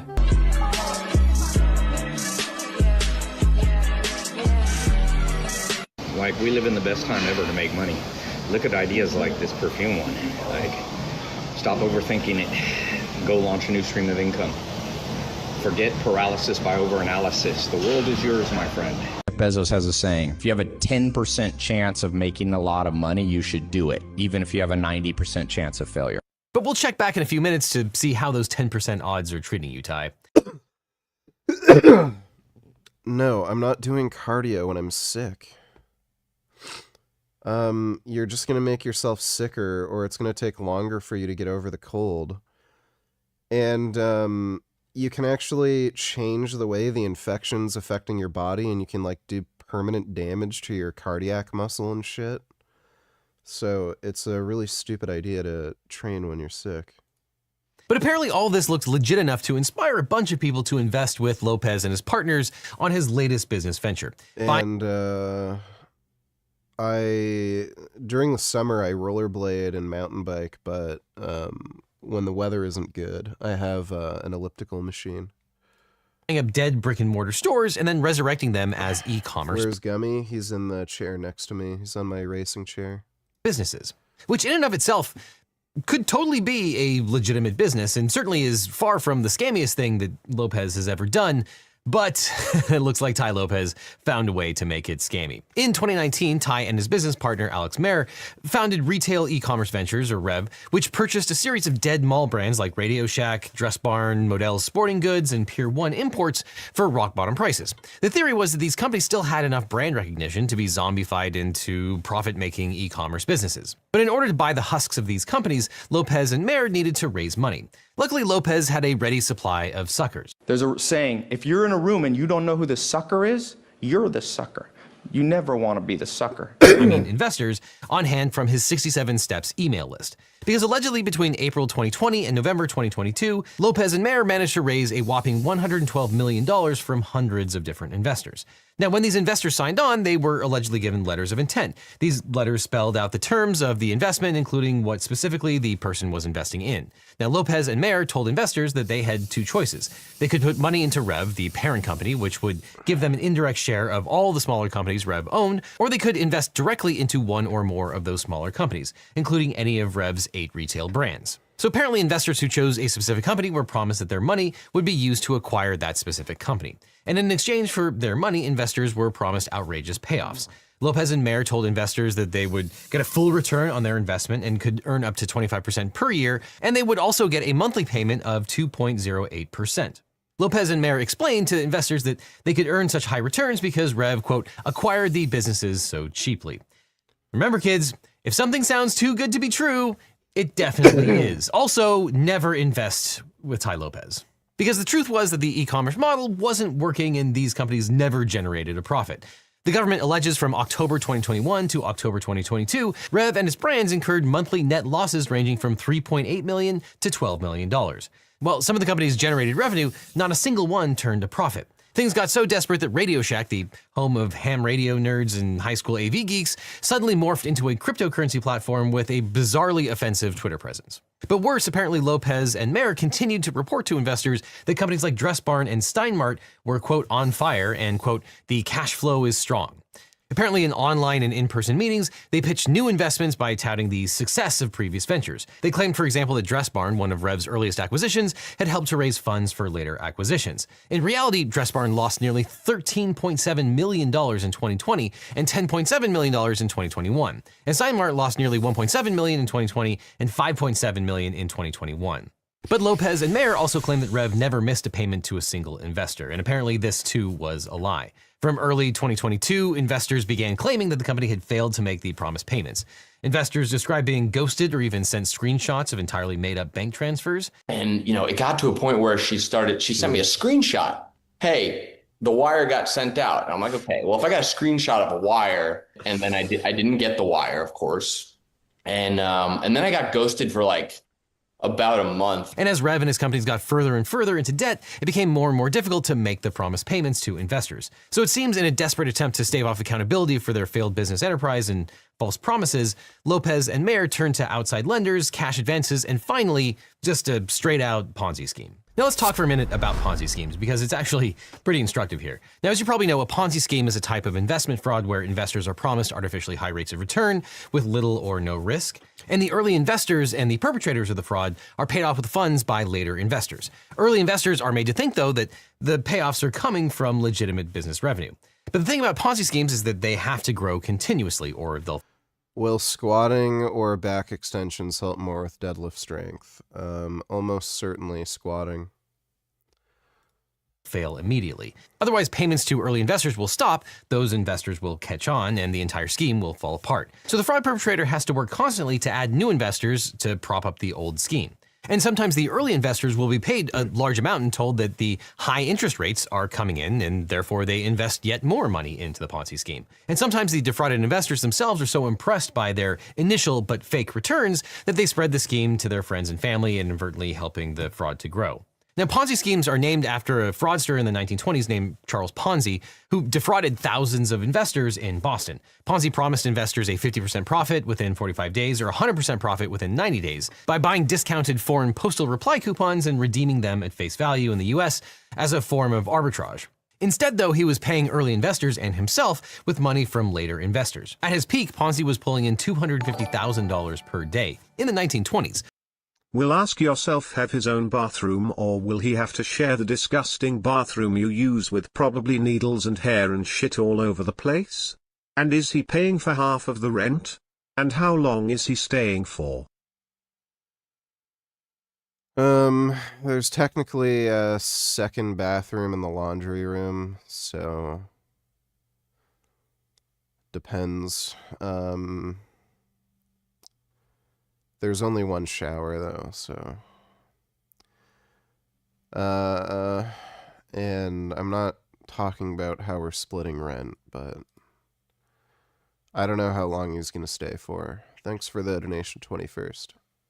His scheme ultimately cost investors $20 million, which is the equivalent of $314 million in today's money.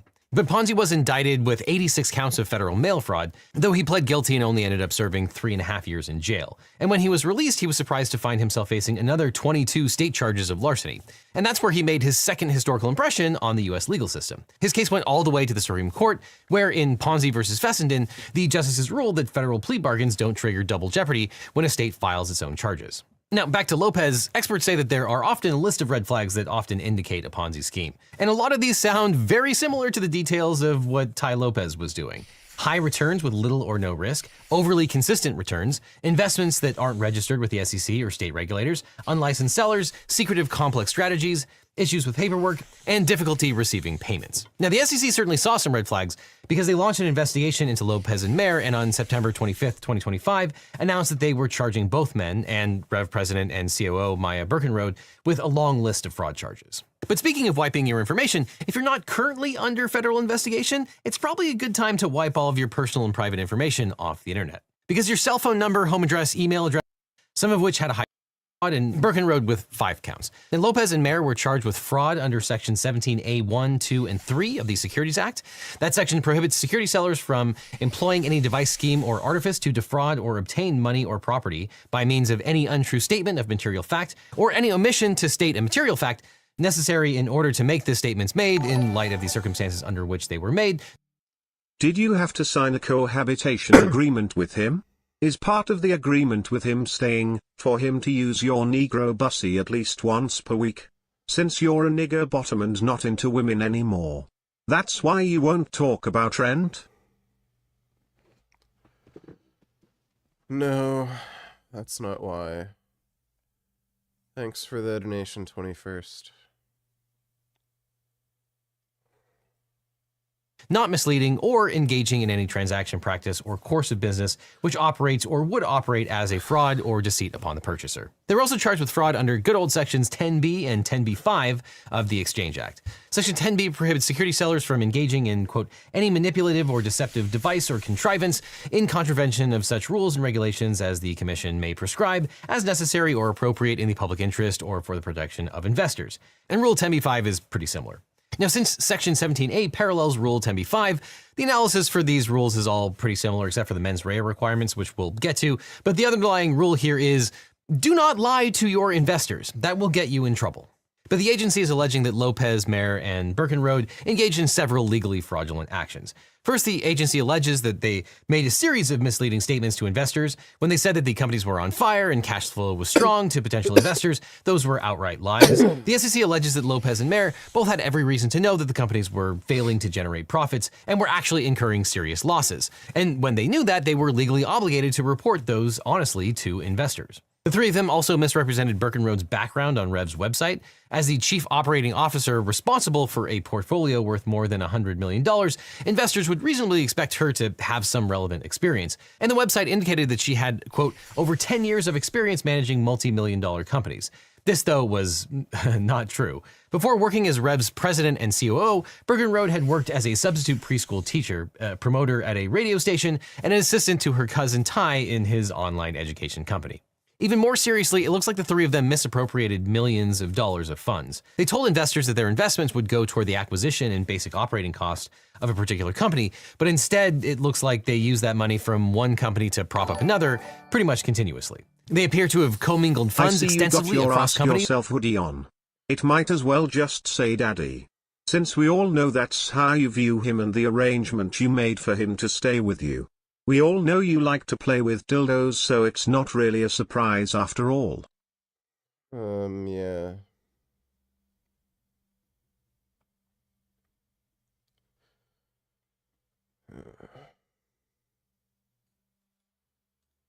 Thanks for the donation, 21st.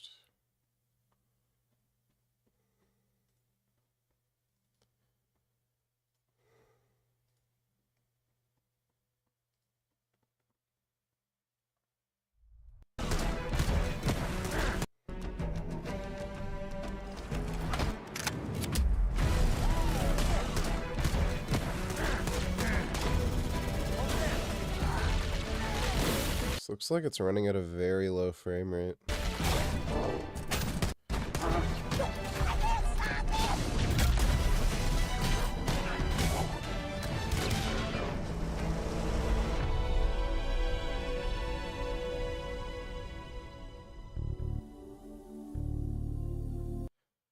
Halo sucks. I do not understand how people like that game. It's just not good.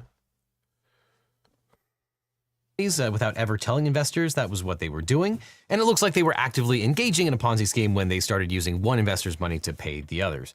According to the SEC, quote, from July 2022 to October 2022 alone, defendants directed at least $5.9 million in new investor funds to be used to pay returns to early investors in classic Ponzi-like fashion. And probably worst of all, it looks like Lopez and Mayer stole millions of dollars of investor funds. God is the arbiter of morality, as God in Christianity is truth and goodness himself. It's an ontological claim. It's in his being. Just like how God is love, not just loving. That's how object morality is true in Christianity despite God having a mind.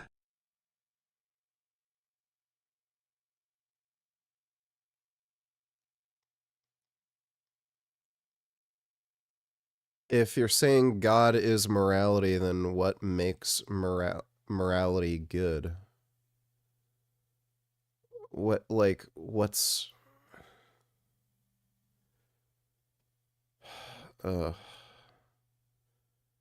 There's so many problems with the stupid idea you just gave me.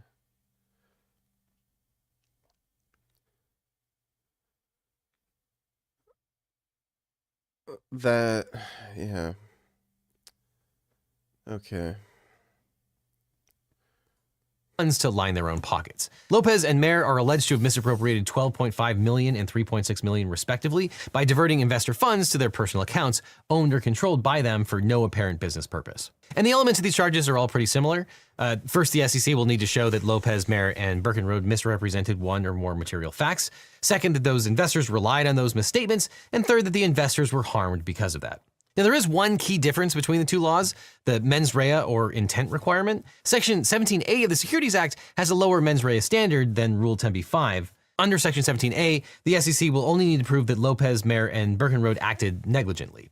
Under Rule 10b-5 and the other sections, the agency has to show that they acted knowingly or at least recklessly. And of course, the agency is claiming that all of the above representations were material. That is, that they would have made a difference to a reasonable investor as they considered whether or not to invest the money. As the Supreme Court put it in TSC Industries versus Northway, quote, there must be a substantial likelihood that the disclosure of the omitted fact would have been viewed by the reasonable investor as having significantly altered the total mix of information made available. That should probably not be very difficult here. A reasonable investor might hesitate to invest if they knew that the company was being managed by someone whose most recent credential was being a substitute preschool teacher. No shade to preschool teachers, but that job experience might not qualify them for this particular job managing. Freeze those knees, donators, Cam Milek 91 and Insta, Natty or not. She lives in her dad's mansion in Park City. Can't say I blame her. Got a new tick apparently that prevents you from eating meat. I wonder if the vegetarians bred that. No. Well, I think it's called the Lone Star tick. And yeah, I know about that. Why in the hell wouldn't you just link me the stupid Listen to Instagram? this faggot cracker white bitch.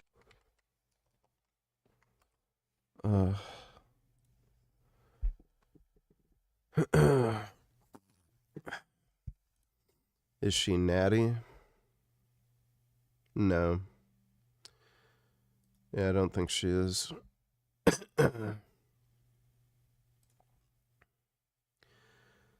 Yeah, I don't think she's natty. I think she partakes in Anavar.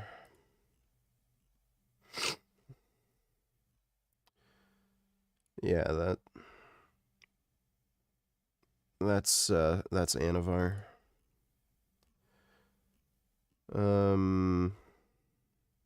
Yeah, I can understand why she'd want to live in her dad's mansion.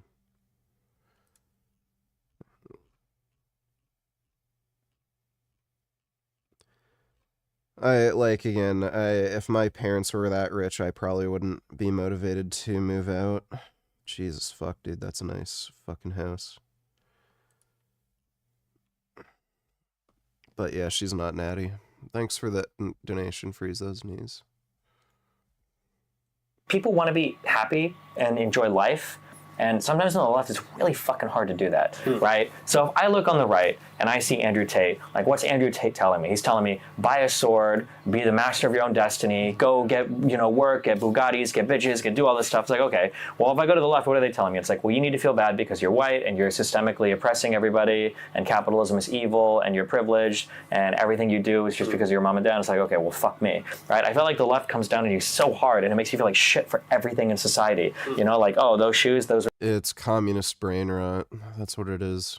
Are made by in a slave shop, or oh, that food that you bought, the person is a victim of capitalism and they probably don't have a pension. It's like, okay. I feel like my important role is to show that, like, hey, I'm here. I've got a lot of really progressive beliefs, but I'm a happy person. I live a fun life. Like, I make money. I don't think that any of this is evil. You can be a left-leaning person and be aware of all these kind of social issues that affect us without being fucking miserable all the time and feeling like you're, an evil person. All right. Well, thanks for the donation, Kid Boo. Son Goku donate tellers is this roids.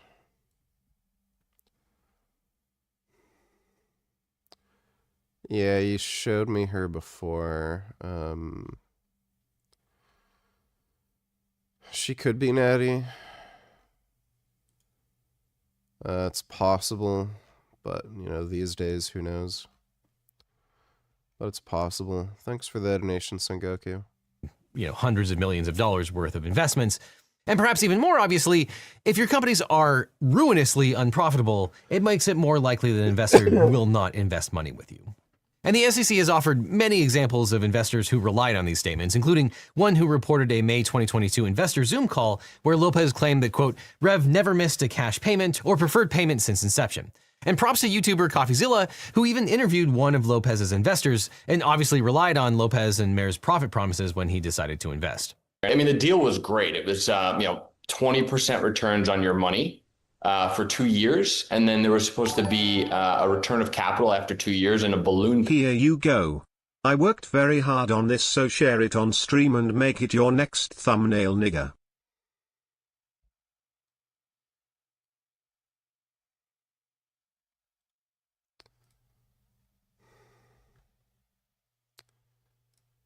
Okay, I'll do that. Thanks for the donation, 21st. Payment of 40% paid with your principal returned. And so, I threw in, I think it was like $275,000 or something like that. Definitely check out the rest of CoffeeZilla's video after you finish this one. But the agency calculated that the total investor loss that resulted from Lopez, Mayer, and Birkenrode's fraud was $122 million.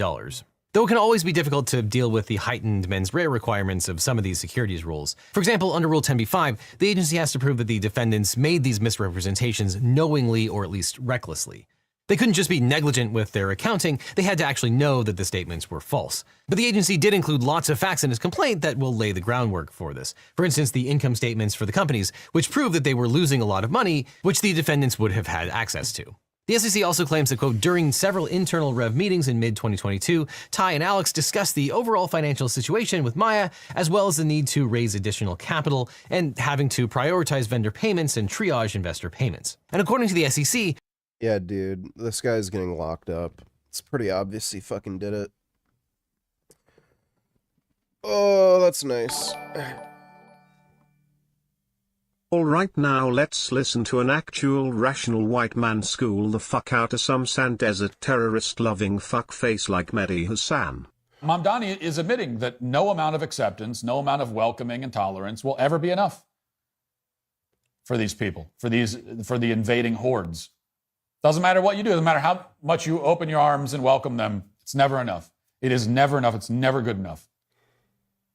And to be clear, this is the official position of Mamdani's entire campaign, which is why Mamdani's closest allies are saying the exact same thing. So let's take, for example, Mehdi Hassan, the former MSNBC host. Now, Hassan doesn't have an actual audience. His show is typically pulling in fewer than 40,000 viewers in the key demographic, which is much, much less than I would get if I let the inanimate fish in the background attacking Americans and Christians on behalf of socialists like prayer. We are as American as anyone else, and don't take any BS from it. Okay, that video is kind of boring. Thanks for the donation, Kid Boo.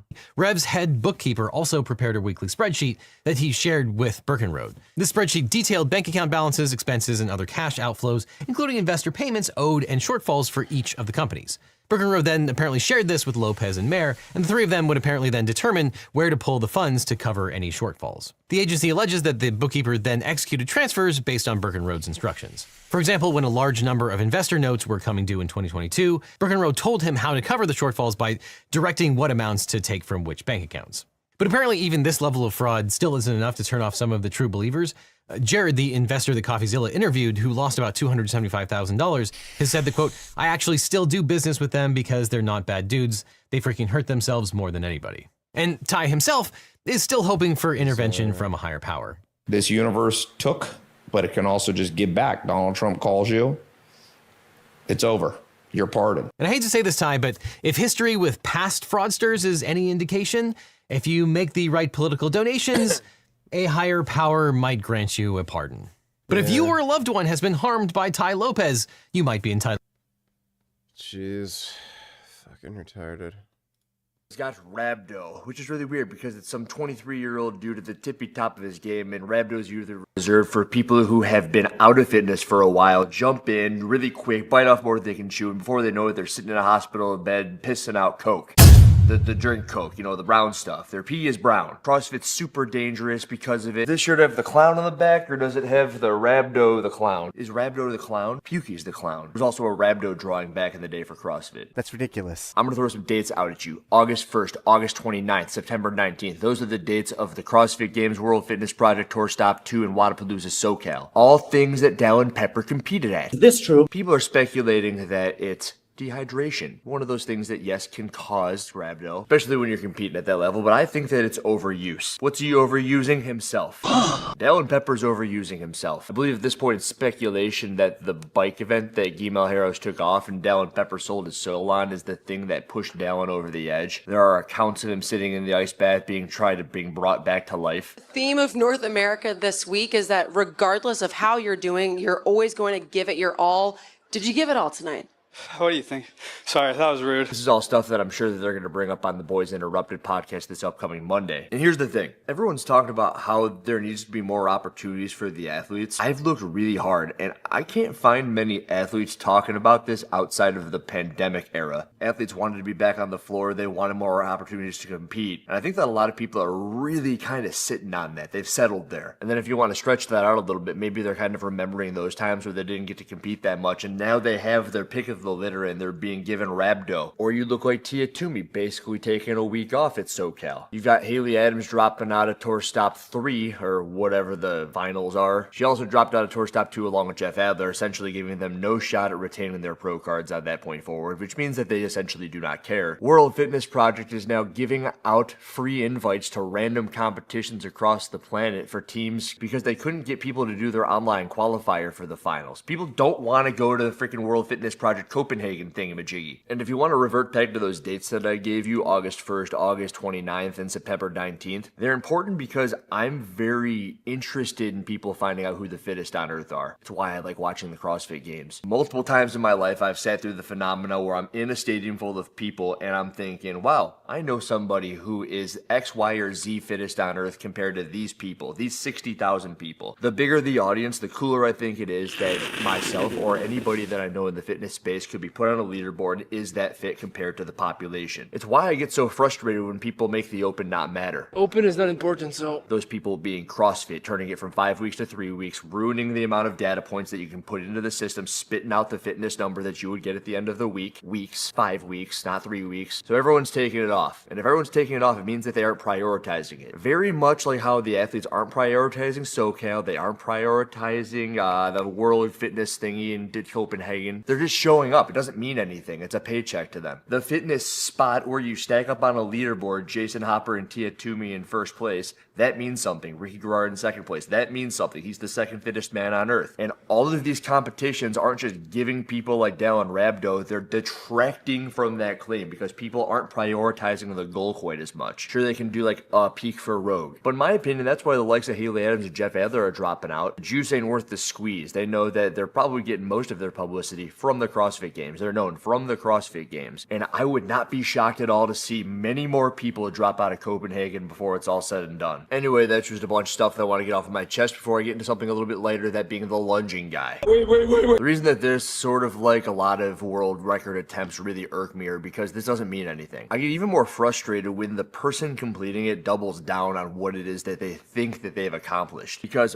if I took my forehead and I rammed it against a brick wall for freaking 4 hours and I said I have maxed out the number of times I've bashed my head into the brick wall for 4 hours, I would have a more legitimate attempt at a world record with that claim than that guy did with his walking lunges, because he wasn't touching his knee to the ground on a handful of the reps and he wasn't extending his hip at the handful of reps. Everybody who saw these reels knows that. But what this guy did is he essentially took my head slamming against the brick wall analogy and he kept this much space between his head and the wall. How dare you! If I were they're like, you said you did what? There's the wall, there's your head, here's the space between it. You didn't do a single head slam. I have no idea. And if you want to ramp it up a notch, the reason that dude is a phenomenal example is because people are looking at it and they're applauding him. Well, like 14 people. Oh my God. So Mike McCassell, you are a joke. The most impressive thing about yours. You know what? I mean, hell, that might be hard. 26th location is, drum roll please, inside. We'll see you at the SAP Center in San Jose, California. At least it appears to be inside. Speculation that is going to be close to the ranch, so they might be going to the ranch. If that is, and that is how they're going to have some of the events outdoors, that's okay, but if one of the biggest mistakes of Albany is that everything was in the exact same arena. 2025 was over and over again. They told everybody that they were going to post about it on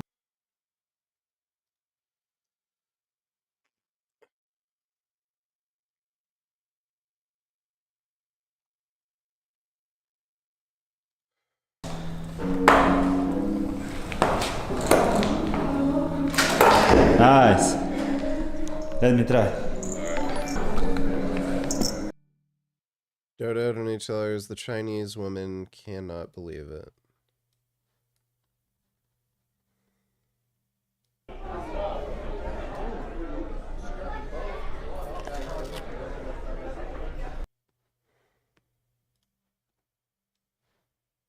I'm not watching that baby video.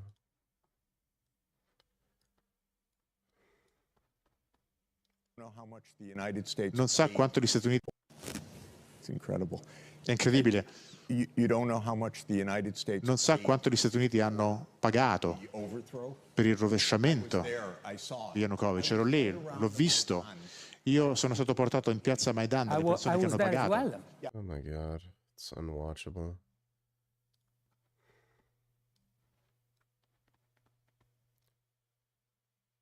It's an elephant foot.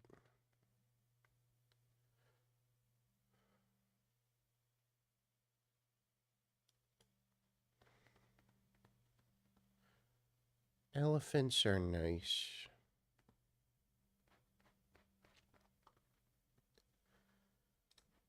Thanks for the donation, Dodo. Are we gonna play games tonight? What game? Get to it. No, I'm still feeling pretty sick.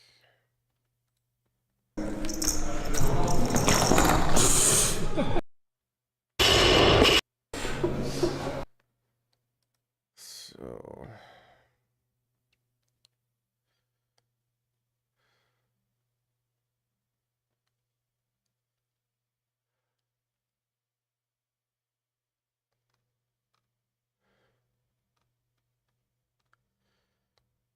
um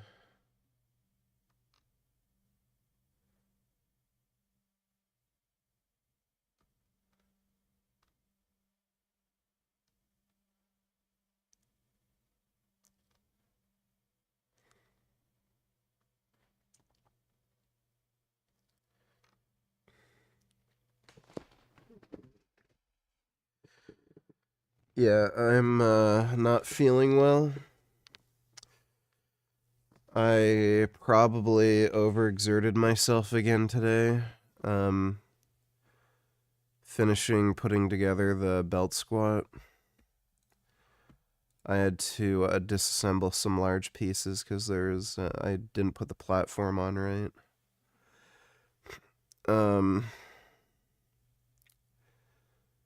So I'm going to try to get some rest, and hopefully tomorrow I just feel a lot better.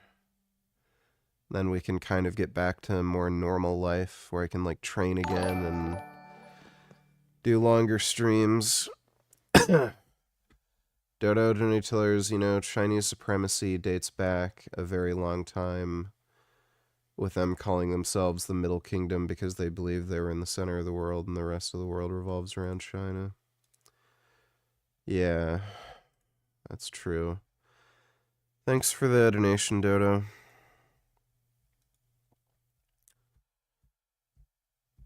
Alright,